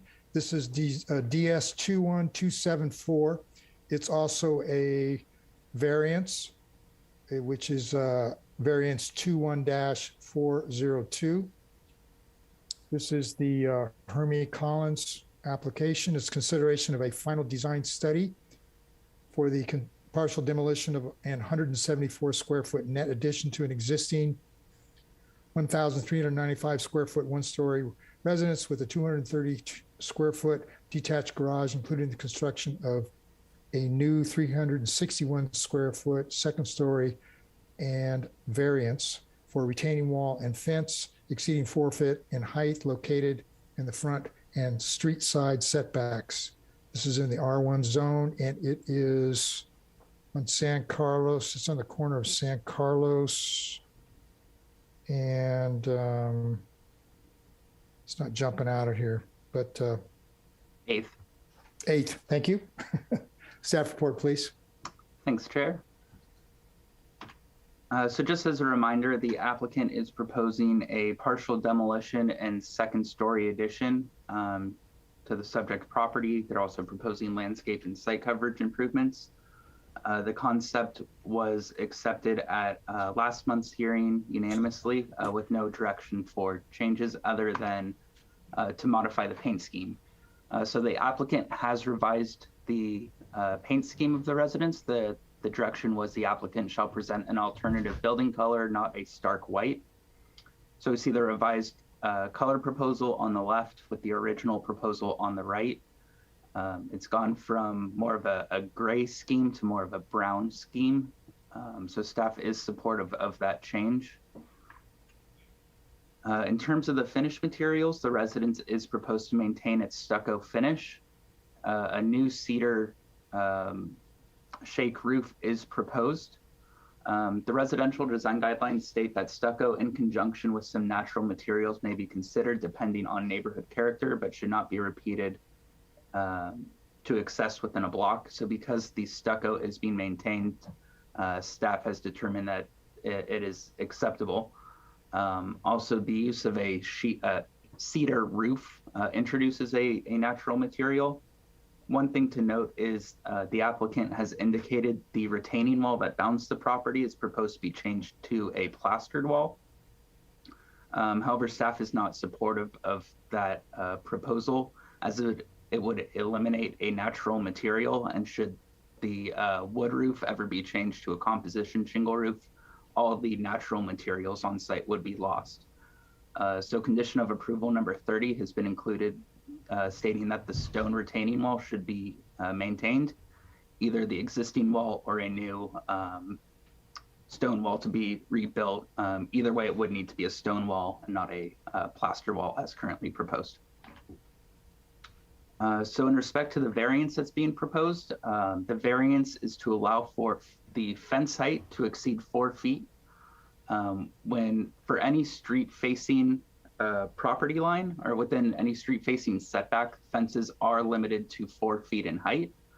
And when a fence is located on top of a retaining wall, it's measured from the top of the fence down to the most restrictive grade. So in this case, it would be from the top of the fence down to the sidewalk. As currently proposed, this would result in a 5-foot tall fence where 4 feet is permitted. So to accommodate this request, staff is supportive of the variance. An alternative would be the applicant could just step the fence in a couple inches and construct a 4-foot tall fence. So again, measured from the top of the fence down to the most restrictive grade. But as you drop that line, you're looking at the existing grade of the building site and not the lower adjacent side of the sidewalk. So to prevent approximately 7-foot tall wall, basically built right up to the sidewalk, staff has included condition of approval number 31, stating that any fence within the first 5 feet of the front or street side property line shall be limited to no more than 2 feet tall. Again, that would give the appearance of a 5-foot tall fence as you're on the sidewalk instead of a potentially 7-foot tall fence. So the applicant has proposed a landscape plan as well as site coverage modifications. That includes a paver driveway, a paver patio, and a flagstone walkway. There are 3 light fixtures proposed, all of which comply with our lighting specifications. And then the forester has also recommended planting 3 upper canopy trees, which have been included on the landscape plan as well as the site plan. And the planting requirement has been identified as condition of approval number 28. So with that, staff recommends the Planning Commission adopt a resolution accepting, I apologize, I forgot to update this slide, but accepting a final design study and variance. And that concludes my presentation. I'd be happy to answer any questions. Do the commissioners have any questions for staff? No, Commissioner Lehman, did you say no or? I said no. Okay, all right. Any other commissioner? Okay, I don't hear any, Evan. Thank you, Evan. Okay, would the applicant like to address the Planning Commission at this time? See Claudio, it's coming up here. Yeah, I just got back in. Good evening, Chairman LePage and members of the Planning Commission. I'm Claudio Ortiz. I'm representing Herling and Collins on this project. Thank you, Evan, for the presentation. I think he did a pretty good job analyzing it and providing the information on this final step for the project. I don't know if I want to shortcut this and go over everything he just said. I think it's pretty clear on the materials we're proposing. I think it's clear on the change that we made on the painting scheme. Hopefully you'll approve it. The one thing I want to go over is that we are in agreement with the retaining wall. I mentioned to Evan that we were going to plaster that wall, and that was a mistake. We do want to keep it stoned. So we definitely want to maintain condition number, I believe is number 30. So we're in agreement with condition number 30, and hopefully we can keep the variance for this project. Even though we're, as Evan mentioned, that we're right up against the sidewalk. And I don't know if you remember, but there's really no sidewalk there. It's just dirt and retaining wall. There's not gonna be a lot of pedestrians walking back and forth. But more importantly, we would like to keep the fence as is, because if we propose a very short fence, people will walk around the property. There is a considerable drop in elevation, and I would hate for somebody to lean on that short fence and flip over. So I think that's more of a hazard. So hopefully you'll approve the variance as suggested by Evan, and we can keep the fence on top of the wall and maintain the 5-foot limit, even though it's still short from the grade and somebody tripping and falling, but it would be better than making it shorter. And also I think it adds some sort of, interesting details to that wall, because if there's an existing stone and it's open for most of the way, and then a rear section will have wood fencing on top of it. So I think that would be a nice variation for that wall from the street perspective. So with that said, hopefully I will get an approval on this. I'm open to any questions you may have, and I'll wait to hear your thoughts and input. Thank you. Any questions for Claudio from the commission? Okay, thank you, Claudio. Thank you. At this time, we're accepting comments from the public regarding this application to the commission. Is there anyone from the public that would like to make some comments? I see. Nancy. Is that a hand up from yes, Nancy? Yes, that's a hand up. Hi. Okay. Nancy Toomey here, and I live at 9th and San Carlos. So I walk by this location all the time, and I just wanted to support the request for maintaining that current from street level to the top of the fence. That height works very nicely to shorten that from a user experience, and somebody who walks through that area regularly, to me would seem out of place. So I support maintaining the current ultimate height from the ground level to the top of the fence that surrounds that property. It feels right and good just as an observer and somebody in the hood. Otherwise, all good. Thanks. Thank you, Nancy. Is there anyone else from the public that would like to address the Planning Commission?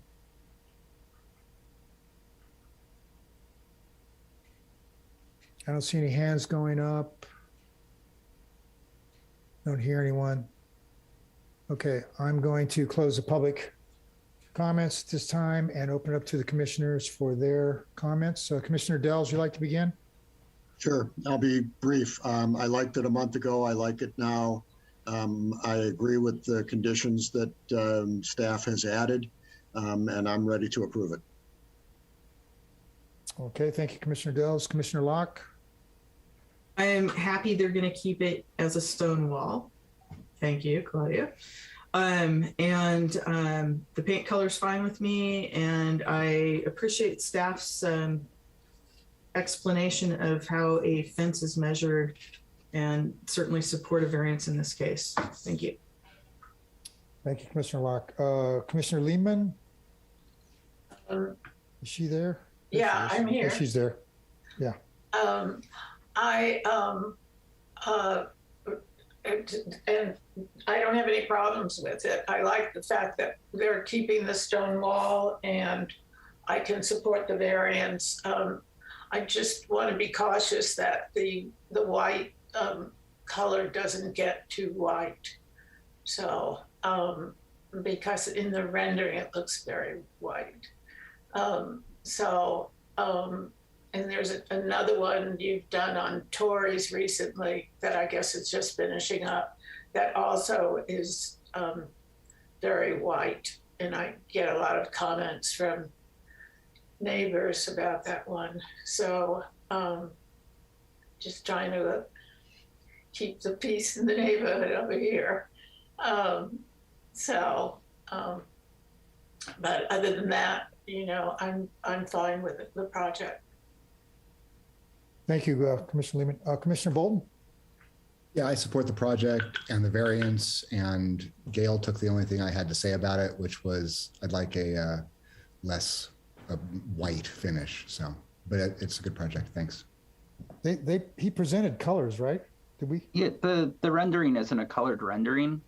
Not a color, but he presented the color chips that. Yeah, I can. I think they were considerably darker. So. I'll pull them back up really quickly. Let's pull those up just so the commissioners can be satisfied with the colors that are being proposed. Thank you.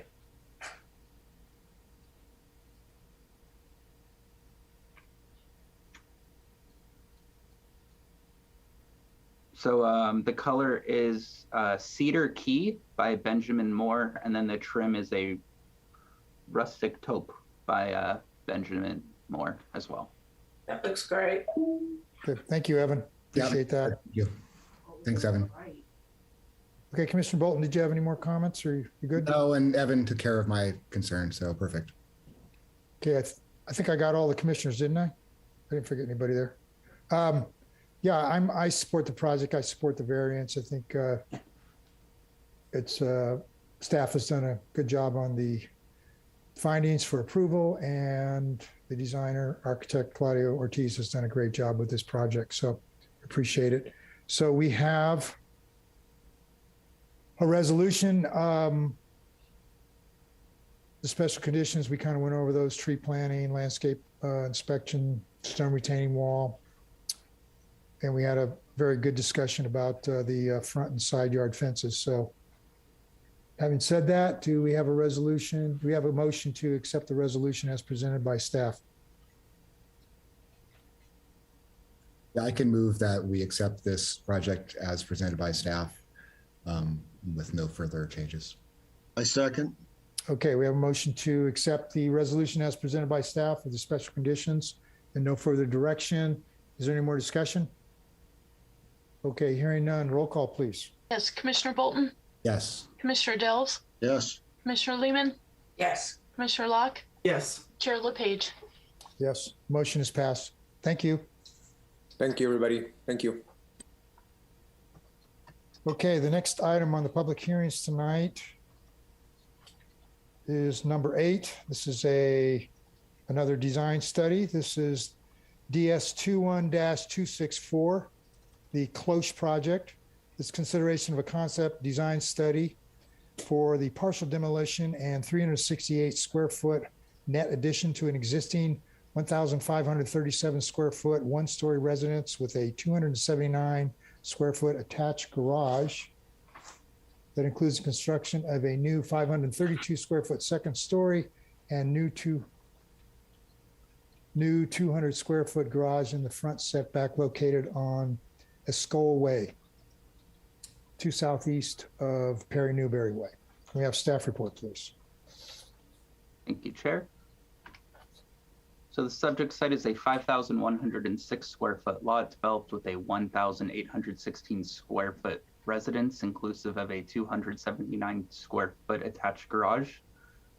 The applicant is proposing to demolish a portion of the existing residence as well as the garage in order to accommodate a new 532 square foot second story and a new 200 square foot detached, I'm sorry, that should say garage, 200 square foot detached garage in the front setback.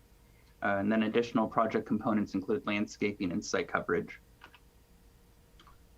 So there are 3 significant oaks on site. No of the trees are proposed to be impacted or removed. The forester has recommended planting 3 upper canopy trees on site. However, the applicant has shown 4. It's unclear if those 4 trees are intentional or only 3 are proposed, but we will receive clarification on that prior to final details hearing.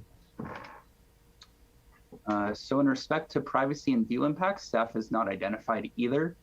A new second floor deck is proposed at the rear of the residence. However, that deck is located approximately 24 feet 3 inches from the rear property line and is screened to the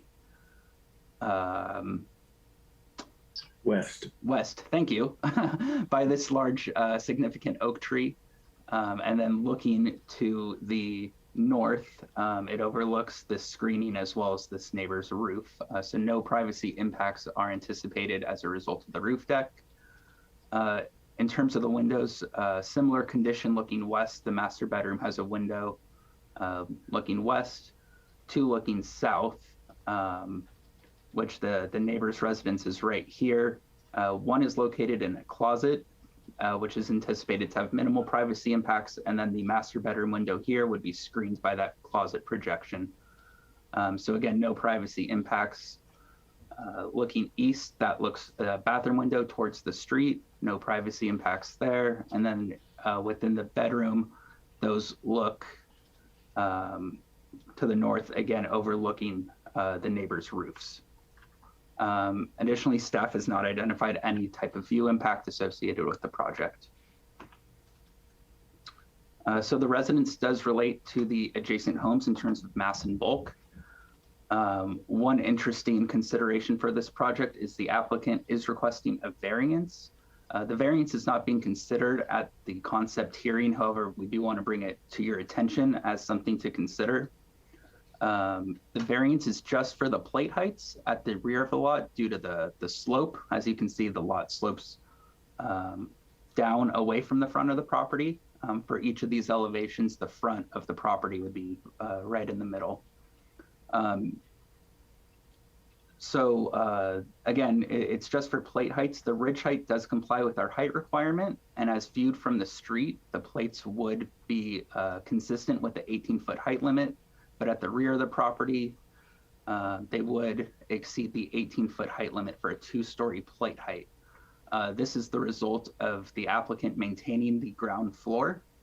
So you can see this portion of the ground floor, which is proposed to remain, has a plate height of 11 feet 5 inches. So that's relatively tall. The maximum for a 1-story element is 12 feet. And this would allow for a more usable second floor. So you can see the plate height here on the second floor is 6 feet 10 inches, approximately 7 feet. Whereas a previous design, which did have compliant plate heights, had about a 6-foot plate height. It also had a more complicated roof form, so allowing for the variance has simplified the roof form. The building is generally a square shape with 2 square second-story elements. The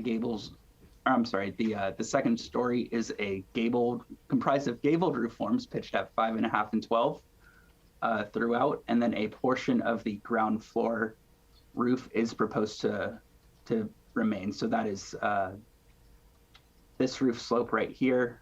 And then all of the other gables are pitched at 5 and 12 throughout, and this that's proposed to remain is 2.5 and 12. So like the previous project, they're requesting a detached garage in the front setback. The project does meet all of the applicable standards. There is minimal landscaping opportunities on site, just because they're on a cul-de-sac. However, the right-of-way encroachments are proposed to be removed as part of this project. So with that, staff recommends the Planning Commission adopt a resolution accepting a concept design study, and that concludes my presentation. I'd be happy to answer any questions. Are there questions for staff regarding this application? No. I just had one quick question.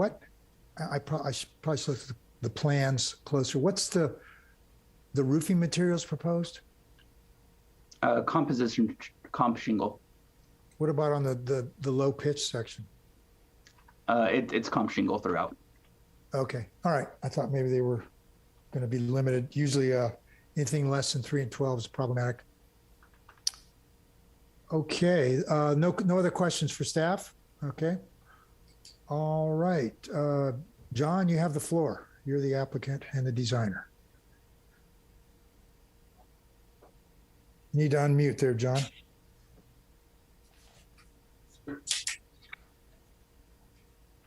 Bottom of the screen there. There's on the far left. There's a mute button. I'm sorry. There you go.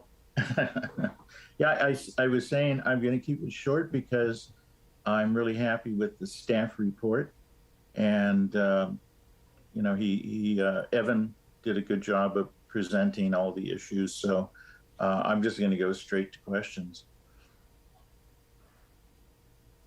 Okay. Do we the commission have any questions for John? I do have one, John. Yeah. In the area where you have a higher plate height, at that point, what's the height? What have you got there? Is that does it go down to 7 feet? Is that it? Yeah. Yes. 7 feet. Okay. And when you're a foot away, you know, when you take 1 footstep into the room, if you were standing in that corner, it would be 7.5 feet if you take a foot away from the wall. Now, normally you don't stand up against the wall, so I figure about 2 feet, it would be about 8 feet high, 2 feet in. Right. But, anything lower than 7, I can't get the windows and doors in. You know, to be they're going to be lower than normal already, and that extra 10 inches, if we're allowed to have it, will allow me to put in windows at the proper height. Well, where do the windows get affected? Are there any doors that get affected at that point? Because there is a door that goes out. If you could go to Evan, if you could show the south elevation. Uh-huh.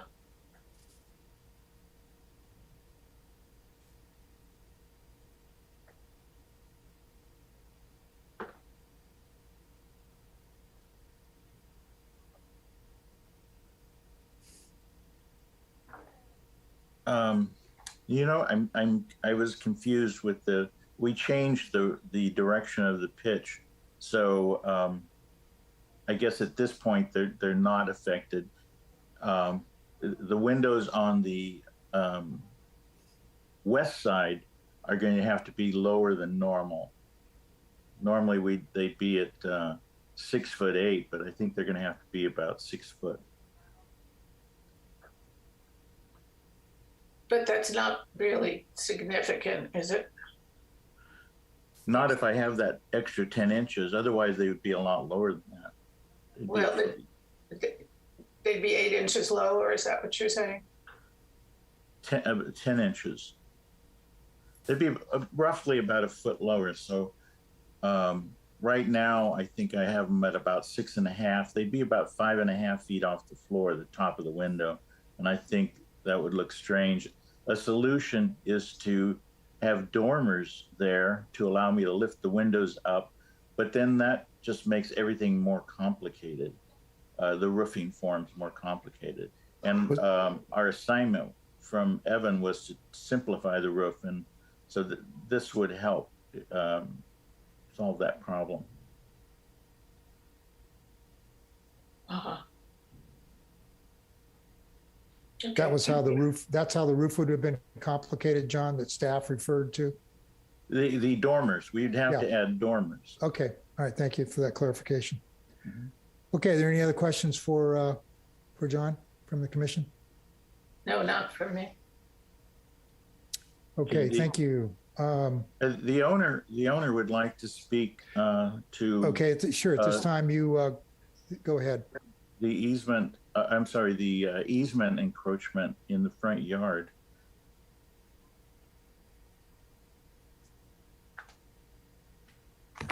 Good evening, Chair, Commissioners, planners, architects, citizens, everyone.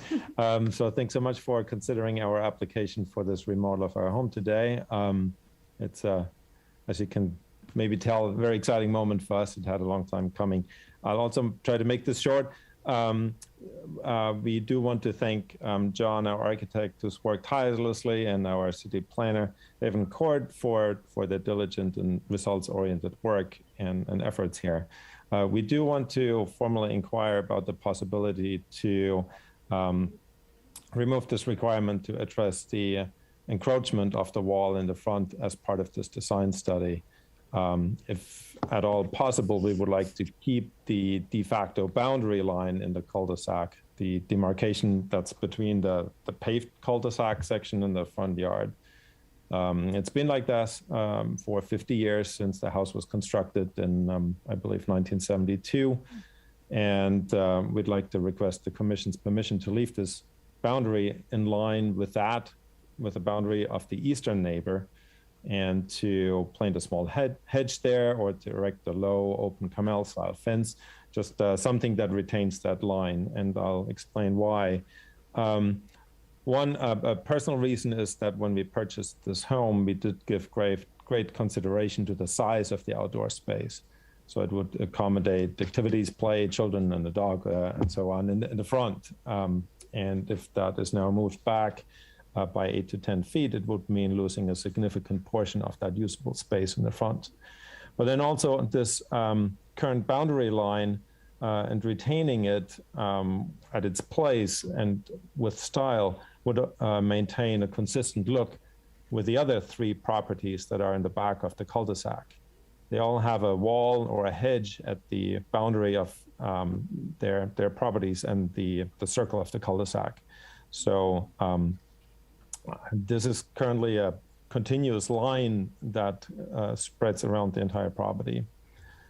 Further, it would also enable us to replant some of the trees that have been lost in the street over the last decade.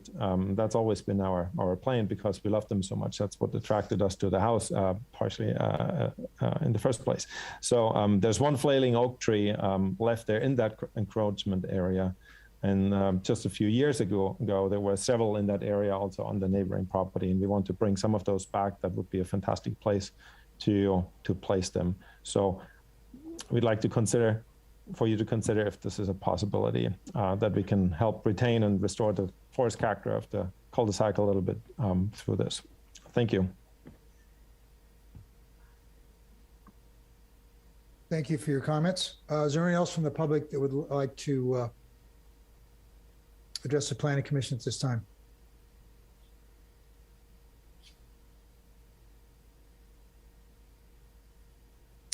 I don't see any hands going up.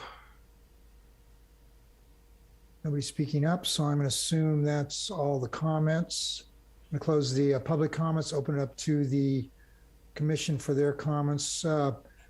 Before we get into that, Evan, could you bring up the plot plan and we can clarify what the owner was just requesting?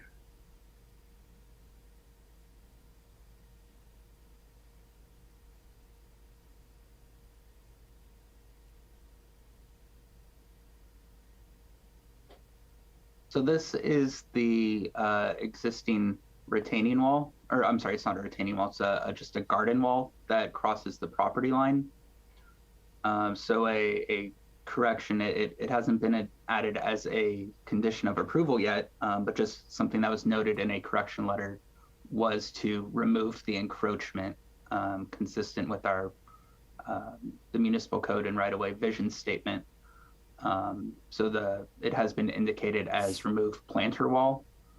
I believe I have this is a photo of it. So you can see it extends into the cul-de-sac quite a bit. This is the tree that's shown. I'll go back to the site plan. But my understanding is the homeowner would like to keep this wall. What I'm unclear of is, keep it in its existing configuration or rebuild a separate wall or feature. One issue with building a new fence behind it is typically fences are not permitted to be constructed on city property. So that would have to be approved through the encroachment permit if that is considered. And I'll go back to the plans really quickly.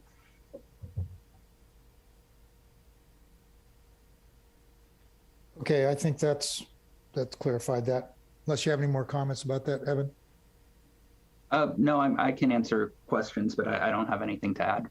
Mr. Chair, I would, if I could just jump in for a moment. I think what I took from Evan, though, I think we might need some clarification from either the applicant or the applicant's agent if their intention is to either, one, keep the wall as is, do nothing to it, or two, demolish and rebuild it in the same spot. I think we would like some clarification on that. I'm happy to provide that if I may. Yes. We're not very particular about the wall. We will work with the recommendation from the city, from the commission as to what you deem appropriate.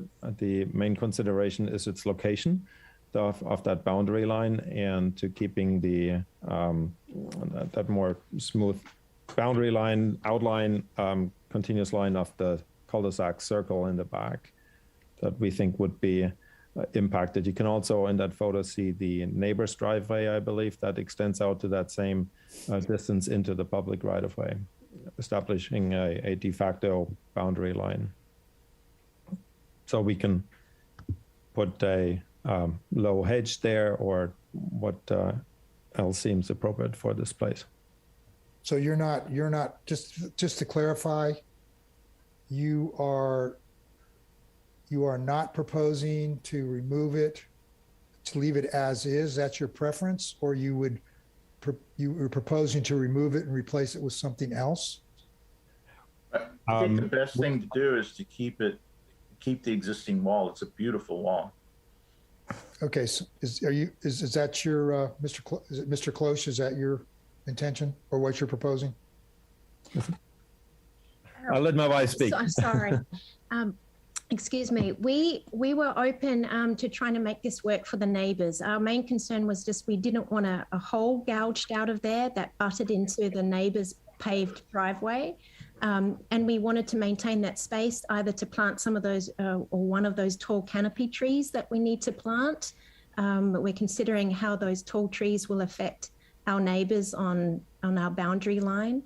That would give us the ability to plant one there without being obtrusive for some of the neighbors and replant those trees. But we're amenable to perhaps putting one of those loosely sparse, low Carmel style, I think they're called grapevine stakes with a little potato vine along there, or having some hedging along there. We don't want a solid wall there by any means. But something, I don't know if that wall needs to be knocked down for construction. It certainly will be on the other side, the other boundary side, that flower bed will be knocked down for in the construction. So we'll just be working with suggestions and what keeps everybody happy. Okay, thank you.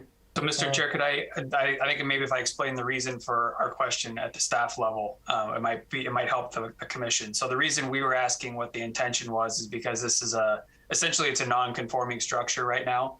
You've got something that was built previously, it's been existing for a while in the right of way, and so we consider that non-conforming, meaning it's legal, it's allowed to remain. However, if it were to be torn down, we would not allow it to be replaced without a permanent encroachment permit, which that process either goes through the city administrator or the city council. Those are the appropriate authorities for approving an encroachment. So the benefit of leaving the wall as is you don't have to go back through the process. So if one of those walls that extends out into the right of way is removed, you'd have to go through a different process to get it back. And there's no guarantee that it would be allowed to be put back. It would just be taken on its merits. So I thank you for clarifying that. That's where staff's question was coming from, because we wanted to make sure everyone was aware this was a non-conforming structure in the right of way. When it comes down, it will have to be applied for again to get back up. And it was my impression that in past applications, staff has almost always always requested that existing nonconformities in the right of way be removed. Yeah, we do request that. We certainly do request that. But if it were to be torn down as part of their construction project, it absolutely would not be able to be put back without the application process. I guess the word I meant was not request, but required. Required. Mm-hmm. It's been required in the past, not requested. So I mean, I guess I'm a little bit in disagreement with what you're saying. Yes, if they did tear it down, it probably wouldn't be allowed to be rebuilt. But normally, staff does require that these nonconformities at this type of application be removed. Is that the case? That's correct. What we haven't, I think Evan's included that as a recommended condition, right, Evan? It would be at final just to make sure that it is removed. Chair, you're correct. We usually do require it. There is some language in the code that speaks to requiring the removal of encroachments upon building permit issuance. Okay, I just think I don't mean to be argumentative. I just think it's helpful for this discussion so that the applicant and the commissioners understand, what the procedure is. So basically, a concept, we don't normally deal with the encroachments. Is that correct? But that would be at final. That would typically be required to be removed. Correct. So at this point, it's a little early for our discussion about this, isn't it? Yeah, I think this is just stemming from the owners wanting to open up the conversation. This isn't something that was brought up in the staff report, except noting as part of the detached garage findings that because there's no right-of-way to landscape, which is generally one of the requirements, that in lieu of this, they will be removing the right-of-way. Or I'm sorry, removing the right-of-way encroachment. But again, there was no condition or no discussion. I think the owner just wanted to begin the dialogue regarding potentially retaining the wall. Okay, thank you. Any other comments from staff? All right, thank you. So designer John has spoken, the owners have spoken. I think I still had the public hearing open anyway. Since they're making comments, it's still open. Is there any other members of the public that would like to make any other comments regarding this application? Okay, hearing none, I'm going to close the public comments, open it up to the commissioners. Commissioner Locke, would you like to begin? You're muted, Commissioner Locke.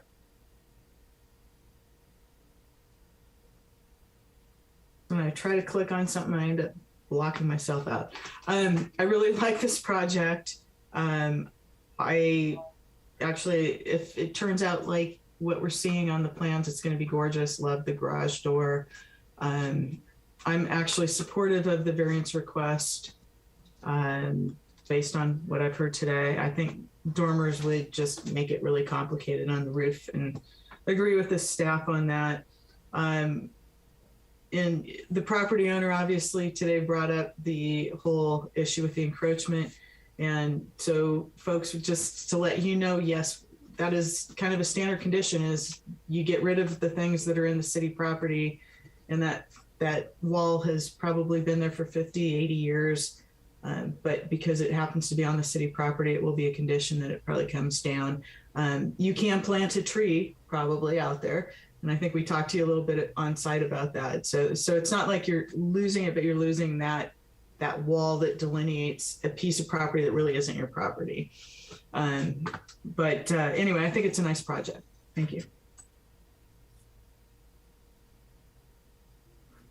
Thank you, Commissioner Locke. Commissioner Lehman, would you like to make your comments? Sure.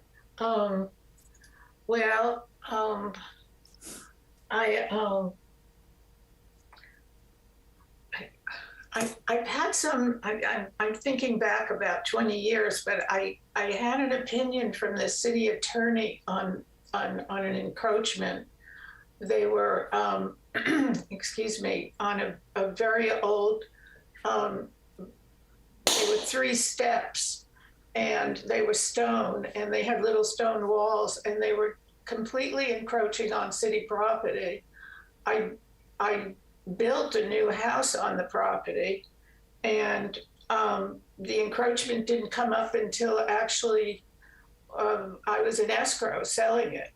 And the city attorney ruled that there was no reason, as long as I was willing to do an encroachment permit to add that I would have to remove the steps. So I would try and see if we could kick it upstairs a little bit to see if they can keep that wall, because that wall is really sweet. And it would be a shame to lose it. And, you know, it's different because they're on a cul-de-sac. They don't get a lot of traffic. So I'd like to see a way we could get a ruling from the city attorney possibly. Would that work, Director? Well, thank you. That's a great question, and we'll certainly talk about this more. It's kind of where I was going earlier, and Evan very kindly sent me the code section. The code talks about when either the property is transferred or there's a building permit issued, you'll essentially abate any non-conforming encroachments, or, and it's operative, it says or, the property owner may submit an application for an encroachment permit that will be processed in accordance with the code section of the code, which is either the city administrator or the city council. So it does give an or there. That's kind of where I was going earlier, and I'm sorry, I kind of confused the situation a little bit, but yeah, so they would have an option, but unless they got that encroachment permit that I was speaking about earlier, they would have to remove the encroachment. Right, so there is a way for you to keep it. That's correct, and the triggers are sale of property or building permit issuance. Right, and mine showed up in a title report in the in the preliminary title, and it never showed up when I bought it, but it did apparently. It was a better title company that did a better search. So, but it's still there, and it's 20 years since I sold that house. So, and I hope you get to keep it because it's really a nice little feature for the house. I do have a little problem with the height of the plate height, mostly because we demand it. I mean, it's part of our regulations, and if we just decide, well, we're going to let you have it for your house, or let John use that as a bargaining point or whatever. Then how can we stop everyone? And then all of a sudden we don't have any, it's not even a guideline. I think this is a very definitive measurement. And I realize there's a slope, but honestly, in thinking about it, I think 70% of the houses in Carmel are built on a slope because, you know, we're a community that starts at the beach and goes uphill. And we have it north, south, east, and, you know, and to the east. So I think John came up with what was possibly a very nice solution, which was the dormer. It's very sweet. It's very typically old Carmel that we have lots of dormers, and I realize what Evan is saying, and I appreciate that he's looking for a little less complexity in the roof. Excuse me, but I think it would, if you need to have the windows a little bit higher, that foot higher or 6 inches higher, then perhaps a dormer is a nice solution.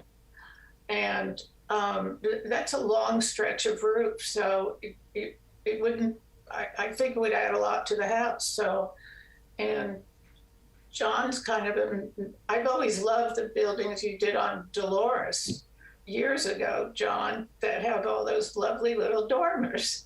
So I would hope that you might be able to do it again there. And that's all I've got. Thank you, Gail. Okay, Commissioner Dels.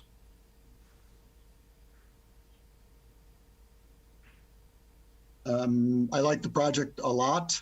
I appreciate the opportunity to discover a new street in Carmel that I didn't know existed. It's a special spot back there, and I think because it's such a special spot, I certainly have an open mind on any possibility of keeping that wall as an encroachment, just because it is consistent with what else is going on there in the neighborhood. But I'll wait and see what staff comes up with, and we'll just react to that. But I do have an open mind. On the plate height variance, I hear Commissioner Lehman's concerns about precedent, and I'll just say that I'm supportive of the variance because of the grade and the fact that they have done what our guidelines suggest and moved the mass of the second story towards the back of this. They've, I think, put it in the right place.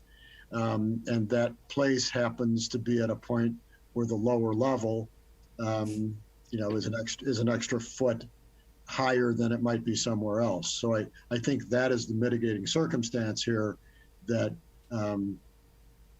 allows me to be supportive of the variance. I'm certainly not opposed to something that would come back with a dormer, but that is not a requirement, at least from my perspective. I would be supportive of the variance. Thank you. Thank you, Commissioner Dels. Commissioner Bolton.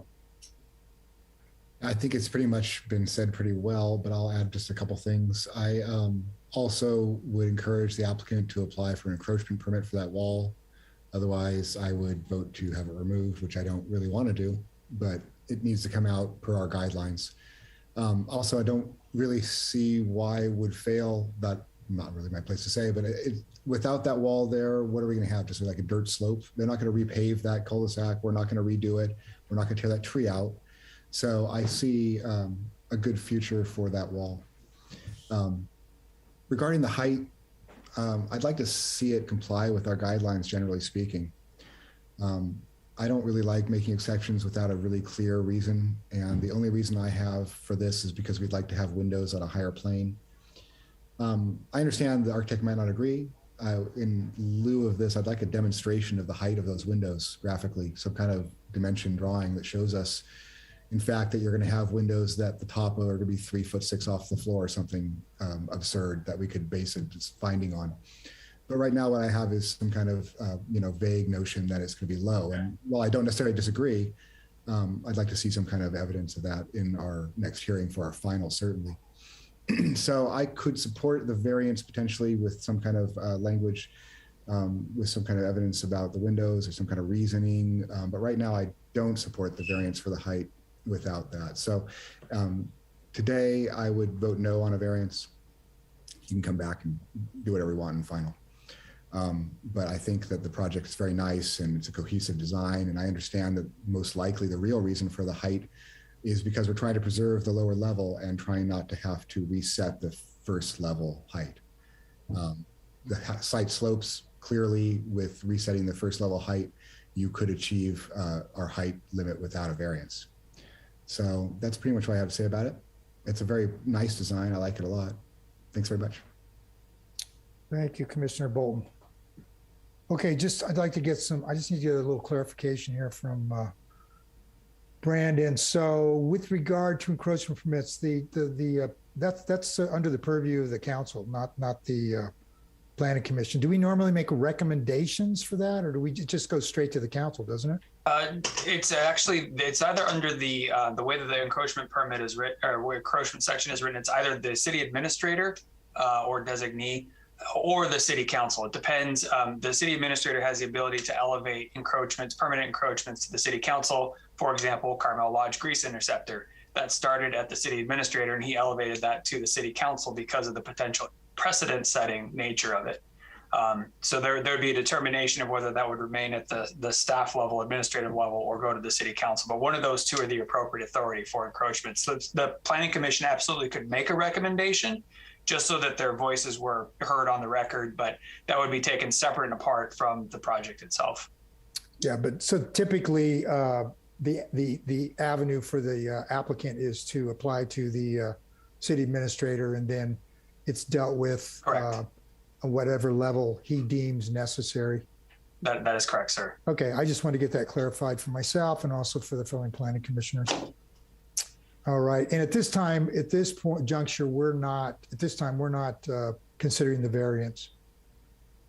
That's not part of any motion we would make this evening. No, it was simply to bring it to your attention, something to consider as part of the mass and bulk discussion. And I appreciate my fellow commissioners speaking out about it, because I think that provides design direction, and this is concept for design to the applicant of which way to go. And it sounds to me like I know Commissioner Bolton seemed like he was not in favor of granting a variance. Commissioner Lehman was not in favor. Commissioner Locke, I can't remember exactly what your position on it was. I said I would consider that. Considered, okay. And Commissioner Delves, you sound, what was your position on that? I could be supportive of it. Of the variance. Of the variance, yes. Okay. My position, I'm kind of either way on it. I actually think the dormers would be a nice element. If there are other stronger arguments other than the dormers as to how it would affect the usability of the space for the applicant, that would affect my support of the variance or not support of it. So and this is, like I said, is concept. So when the applicant comes back with their final, whether they decide to provide to us, I would suggest that they look at that and see all of the consequences of having the lower plate height would be to the structure. I think John originally thought there was going to be a door that was affected, but that was actually on a gable wall, so that wasn't the case. Correct. So it seems like at this point, what we need when you come back with your final is to have all of the consequences of that explained in more depth.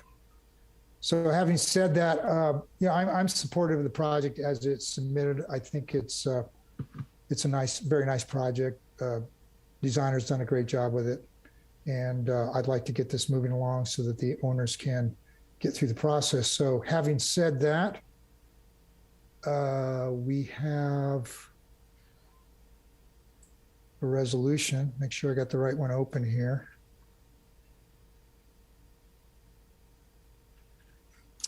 So we have a resolution, I think, for support of the concept design. There's only one staff draft condition, that's the volume study. I don't know how that plate height is going to affect the volume study. Could affect the volume of the project. So having said that, do we have a motion regarding this application? Who'd like to make that motion? I can make the motion to approve, basically to approve the resolution as provided by staff without change. Okay, but was there, I think we need to include a draft condition that the applicant come back with a greater explanation as to the increased plate height. Yes, I accept that amendment to my motion. Okay, do we have a second? Could I provide or ask for clarification? Sure, maybe, absolutely. Maybe please do amend that further, but basically, yeah. So either an explanation or a revised lower complying design. So okay, either one of those is acceptable. Are you good with that language, Commissioner Dels? I am. Thank you. Okay, would you like to second that, Commissioner Bolt? Yes. Okay, we have a motion to accept the concept design with the added draft condition that the applicant come back with clarification or alternate design for the plate height variance request. Is there any further discussion? Okay. I just want to, John, do you understand the motion? I do. Okay. Yes, I thank just didn't want, I want to make sure you understood that. Okay. Roll call, please. Yes. Commissioner Bolton? Yes. Commissioner Dells? Yes. Commissioner Lehman? Yes. Commissioner Locke? Yes. Chair LePage? Yes. Motion is carried. Thank you very much. Thank you. Okay. We have the next item on the public hearing agenda is a use permit. This is UP 21-352, the Lynx Club. Consideration of a use permit to allow for live music, entertainment, and additional ancillary uses at an existing commercial recreation facility located in the southeast corner of Ocean Avenue and Mission Street in the Central Commercial District. This is in Carmel Plaza. Can we have the staff report, please?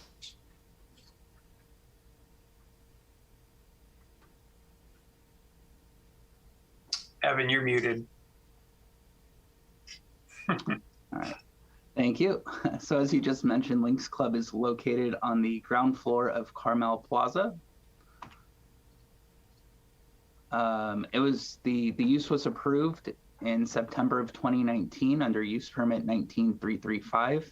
The primary use is a commercial recreation facility with multiple ancillary uses, including sports instruction, retail, food and beverage service.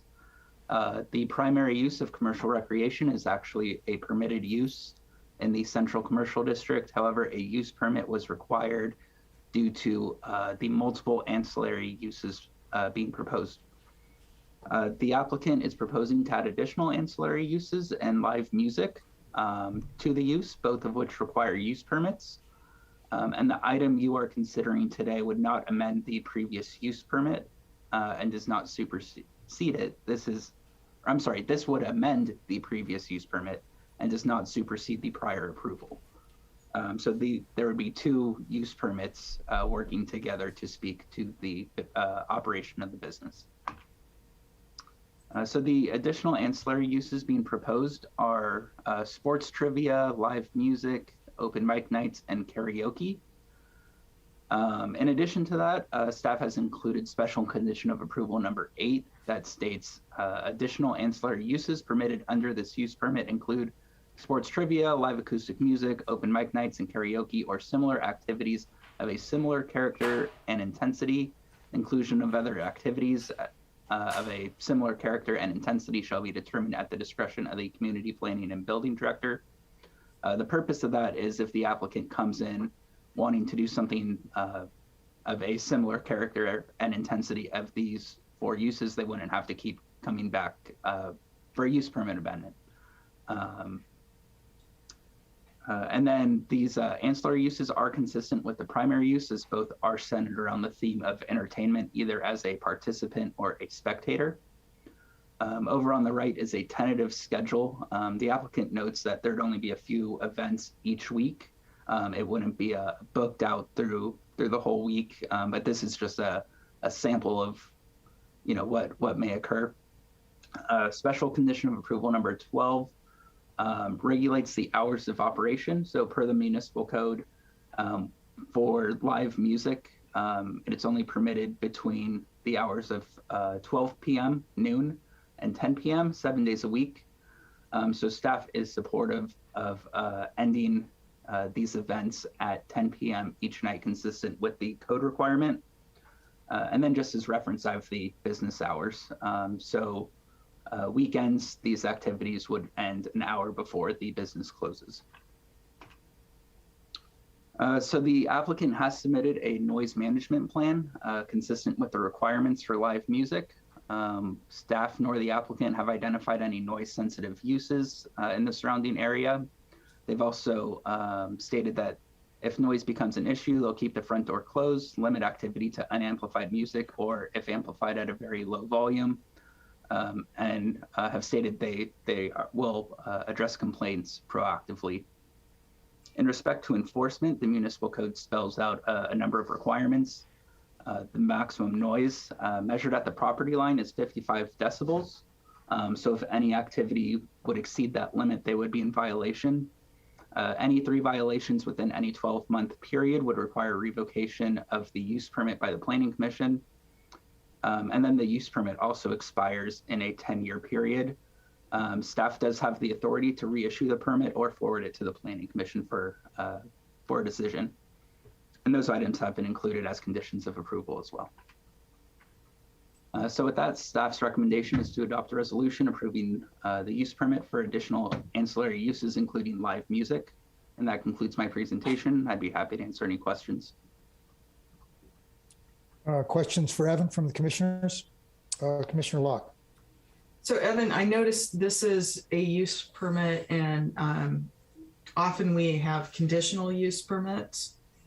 So how does this differ? To me, this could be a situation where it needs review by the Planning Commission. So a use permit and conditional use permit are often used interchangeably. I don't know, I might be just misunderstanding your question. Well, it seems to me that if you approve a conditional use permit, that gives us a little more leeway to bring it back for review if we get complaints, that kind of thing. Are you referring to this item right here? I'm just actually referring to just in general. I mean, it's been my experience as a commissioner that if there's something that may potentially require further review at some point, that it would be conditional. And if the conditions weren't met, then it would come back to the commission for further review. And Brandon? Yeah, Commissioner Locke, let me jump in. I think it might just be a matter of semantics at this point. A use permit and a conditional use permit are really the same thing. So a use permit, you have the authority because it's discretionary. You have the ability to put conditions on, and I think Evan is recommending some conditions as part of this approval. So a use permit and a conditional use permit are the same thing. Let me jump in here for a minute. I think in the staff report, wasn't there, was it outlined if they have violations, the number of violations it will come back to the Planning Commission for reevaluation? Wasn't that on the staff?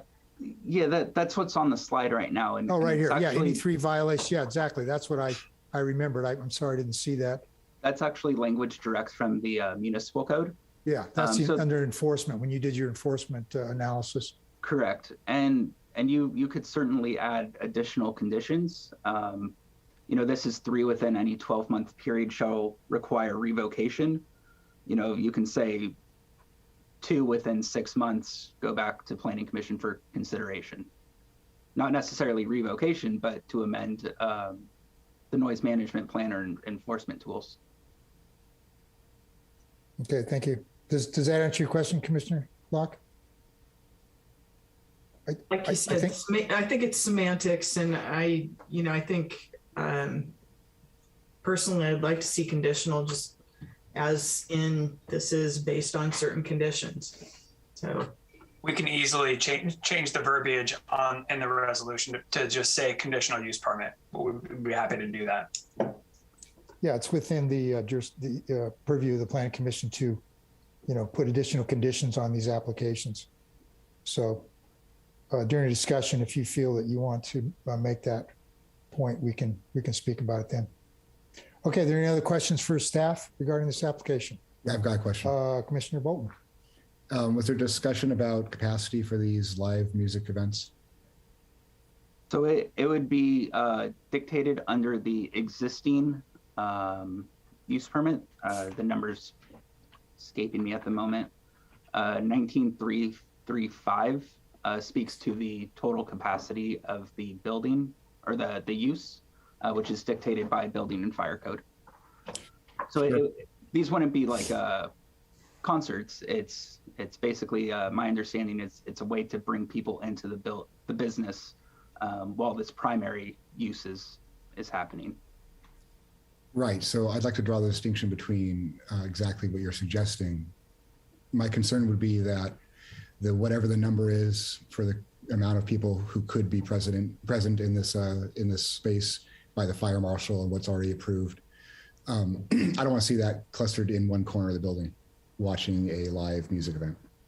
So that's my concern here. I'm a little concerned about use creep And mostly I'm concerned about the fact that the current use is diffuse throughout the space, and a concert situation is an entirely different kind of use wherein people gather around the person performing. And this design and space does not lend itself to that use. So that's my question. And I didn't know if you had had discussions regarding this with either the building official or with the applicant specific to my question. And it doesn't sound like you have. No, so perhaps the applicant can address that in terms of how they intend to organize these events. Right, but we don't have any language in any of our I can't speak right now. We have no language speaking to this as far as the use and the capacity goes. No, that's correct at this point. Yeah. Evan, in this floor plan, is there a stage area where So these this events is- are going to take place? This is the floor plan from the initial application. I'm trying to. I thought Yeah. I remember something from the this was they had an entertainment in this area here. So this is where it would be staged. So for example, you might, set up a musician in the corner over here, or if they're doing some type of trivia, they might put out tables in this area. But it's not the full space is proposed to be used as a concert venue. Are there when you have a maximum capacity, are there clustering requirements to go along with that? I mean, how would they even enforce where people are in the building?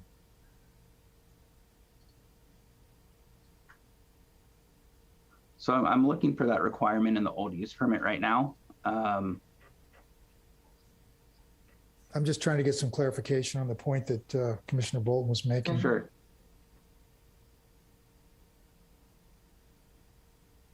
Evan, would you like for me to speak to that now? Why don't you give us a minute here, and then we'll let you do your presentation. You're the applicant? Yes. Okay, Commissioner. just give us a minute here. Let's.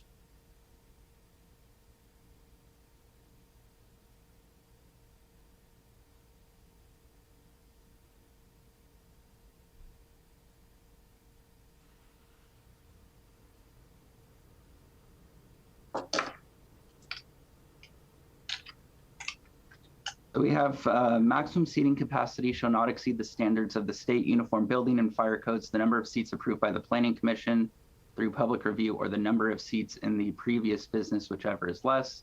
Seating capacity shall be posted on business. So what that refers to was the use of the simulator bays.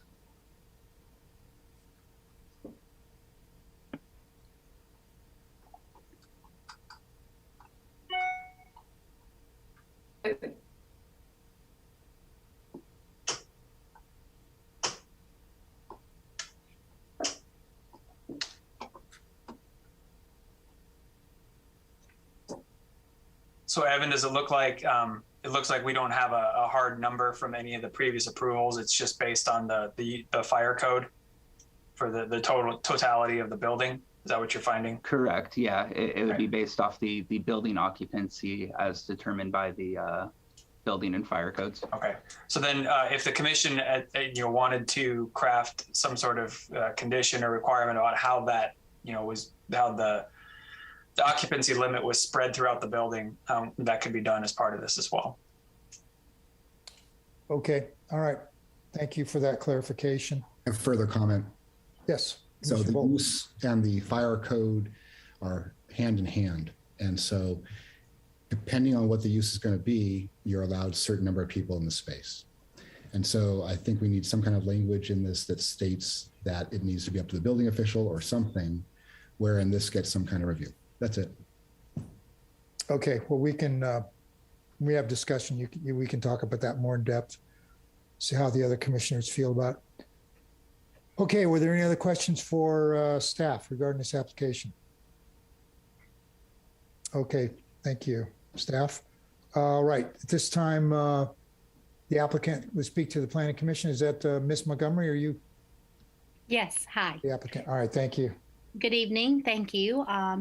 We have been operating since April 1st at the plaza, mostly doing golf simulation games, some lessons and such. And we decided and been approached by a lot of our customers wanting different activities, karaoke, trivial pursuit, and such. We even did just a little pop-up karaoke a couple of times to see if people would even come, if it would be received, what would we be getting into. And we found it to be a really good experience. We had no complaints, no problems whatsoever. Had family karaoke on Sundays with people coming in with their kids and singing. It was a lot of fun. And then had more traditional karaoke one evening on a Thursday, and had a lot of people, and have had people come back and back since that time that were there and had a good time. So we just wanted to sort of provide a little bit more entertainment, and the venue is big enough to do that and to provide a good setting. We would not be doing any big name concerts or anything like that, not anything that you would even be paying an additional price to come see. It would just be sort of background ambient music that we would have from, not more than probably 2 people playing, no big bands or anything like that, just acoustical background music, and then some karaoke and open mic night. And we would be using the area in what we call the lounge that's in between the bar and the simulators for that space. Right now we have some 3 high top tables there and some small tables that we move around, but not seating for more than about 20 people or so, not a big area or anything like that. But we would like to try this out and provide, just another entertainment destination in Carmel to bring people into the area. And as we have talked with the staff and preparing the report and such, again, we've had no complaints, no problems whatsoever. And if we did find that we were having some, some feedback about some noise, there's a lot of ways to close that down. We are sort of tucked in the bottom. I call it the bat cave. It's very, very isolated. So I don't believe that we're going to have any problems with noise or anything like that. And if we do, we'll respond to them quickly by lowering the volume, keeping the doors shut, and such like that. So I welcome any questions, but we just would love to have the support of the commission to be able to bring this other kind of business to our business. Thank you. Are there any questions for the applicant from the commissioners? Don't see anybody. Commissioner Lehman? Somehow I can't seem to get a population number out of this. I think it was originally Commissioner Bolton that was concerned with it, and I am too. I mean, we are in the middle of a pandemic. That hasn't gone away. And, this is an indoor activity with a lot of singing and, everything that's not recommended at this point of our lives, which has been going on, unfortunately, for a couple of years. So I'm wondering if we can get an established number and who's going to supervise this. Ms. Montgomery, do you have an answer there? We've been permitted for 125 people. We've never gone over that number. I don't foresee this would do that either. We wear our mask, when we would be wearing masks in the lounge area when people were doing stuff. The space is large enough you can socially distance very easily. We've never had a problem. I don't foresee this causing one. Mm-hmm. Was your business closed down at any time during the pandemic? No, sir. We actually didn't open until indoor dining opened. Was open for the area. We opened on April 1. Oh, of 2021. Yes, sir. Yes, sir. But you were operating prior to that, weren't you? No, sir. No. Wasn't there another? There was another business there that. Is that when we approved this? Coldwater Creek was there, and it had sat empty actually. Oh, I guess I thought your permit was issued earlier. My mistake. That's okay. Okay, is there any other questions for the applicant? Okay, thank you. Are there any members of the public that would like to address the Planning Commission regarding this application? I see a hand up there, Monique Black. Hi, I'm a resident of downtown Carmel and also a business owner, and I just wanted to offer my support to the Lynx Club for the proposal. I think it would be a great idea. As a resident, I'd love to have this offering, and I think others would as well. Okay, thank you. Is there anyone else from the public that would like to address the Planning Commission at this time? I see a hand up here. It says Kristen. Kristen's phone. Hi there. There we are. Hi, my name is Kristen Therese. I'm the general manager at Carmel Plaza, and I also wanted to offer my support. I have been getting calls in the office and asking if this is a possibility as well, and talking to April. I think it'd be a great addition to the plaza and the community. Okay, thank you. Do we have any other speakers for this project from the public? I don't see anybody, no hands up. Don't hear anybody. Okay, I'm going to close the public comments, open it up to the commissioners. Mr. Bolton, why don't you begin? You brought up some good points. Maybe you want to expound on those. Yeah, I don't have much more to say. In general, I support this application. I think having more entertainment options in Carmel is excellent. I think this is a useful service. I think it's a good business.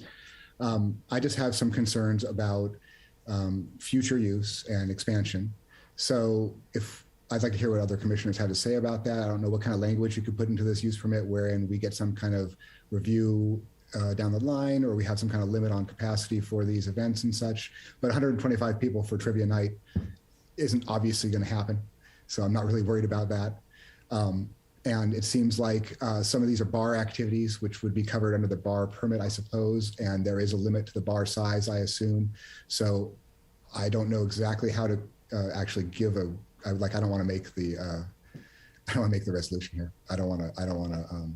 I'm not going to start it. But basically, I think the use is great.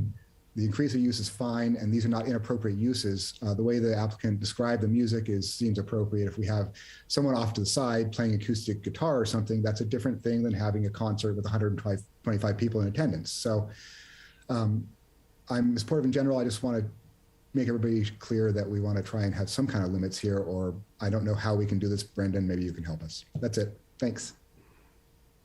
Okay, Commissioner Bolton. So you feel like there needs to be some other conditions on this, Commissioner Bolton, or okay? So basically, I'm just kind of digging in here on this a little bit because you brought up a good point.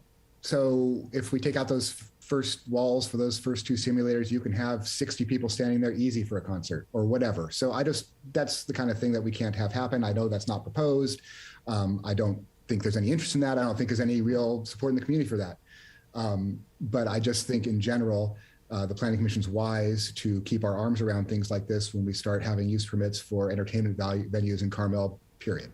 So I don't know what our ability is in this regard, and I think that's why I would like some help from the director potentially, or staff at least, just because I think it's clear that we have potential for this fairly large volume space to be used for something that it's not permitted for, and I want to make sure it's permitted for everything it's used for.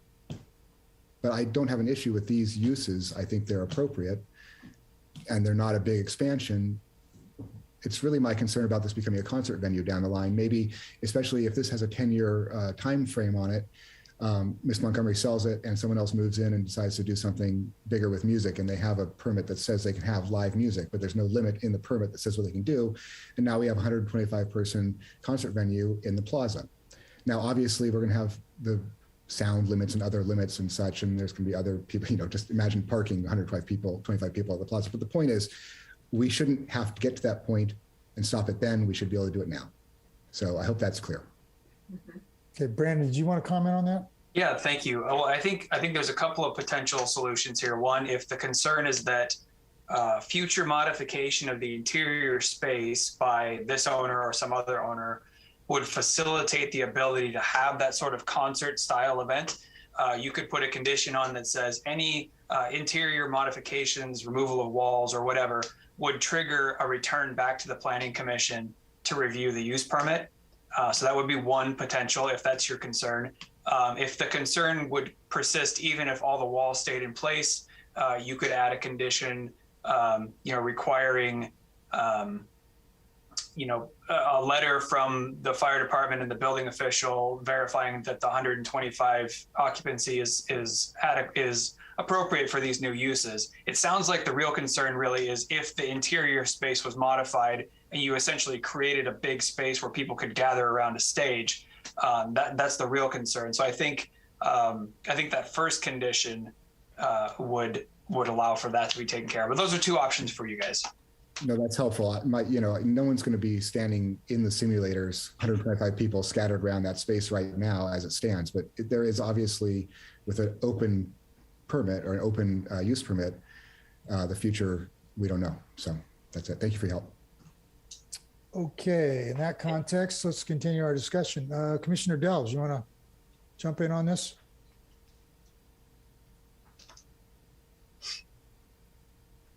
Sorry, there we go. I'm supportive. I think these extra uses are consistent with everything the applicant is trying to do in their space. I think they've already brought variety to the plaza and to downtown Carmel, and I think they're continuing to do that, and I'm supportive of that, and in fact applaud it. I hear concerns about trying to future-proof this. I don't have an answer to that. I mean, Commissioner Bolton, I think you were like, you don't want to make the motion because maybe you're not sure how to do it either. And I'm certainly not sure how to do it. Therefore, I think we shouldn't try. I think we have enough parameters on this thing, starting with 125 people and what is actually a very large space. And I think we're okay. I'm not concerned. And I think if they do turn the primary use of this into a concert hall, I think, I again would appreciate staff's reaction to this, but I think they would be changing the primary use and completely, kind of I don't know, but I think they would be potentially violating the use permit as originally approved for them to be a golfing facility or indoor recreational facility with ancillary uses as allowed through this amendment. Brandon, is that fair? I think that's really well stated, Commissioner Delves. I think that would tip the scales to taking over the primary use, which is absolutely not what they're allowed to do. So that there is already that sort of safety rail on this. Okay, thank you. Thank you. Commissioner Locke, your comments, please. So I'm very supportive, and but I would like to see the title changed to a conditional use permit. I also would like to see a condition added stating the capacity of the space. It's not in the original use permit. I do want to note that condition 13 of the original use permit limits the amount of bar seating to, I believe it's 8 seats and 10%. So, and April, I'm sure you're aware of that. And so you need to be aware of that if you started having events that people started pulling up more chairs, that kind of thing. You need to make sure that the primary use of the business is the recreational use and that it's the golf bays. But no, I think anything for entertainment in Carmel, great. And so I'm supportive of that, but I would want to add that one condition and that change the title. Thank you, Commissioner Locke. Commissioner Lehman, your comments, please. I'm supportive of it because I like entertainment as well. I am concerned about any sort of supervision of the amount of people in there. And, I'm concerned because it probably would never reach that point of 125 people at karaoke, but you never know. And, you know, we have is there an age limit for who can be in there? I'm asking Miss Montgomery. There isn't. You're muted. Ms. Montgomery, thank you. No, ma'am. Right now, we allow all ages. You know, it is a family business and we have children, but we found before with the karaoke that or any activity, that we'll up front say this is a family activity or, oh, this is an adult activity. So that's the way we usually try to specify that at front. Okay, great. Mm-hmm. I think if we put the brakes in, so to speak, as Commissioner both Bolton and Locke have come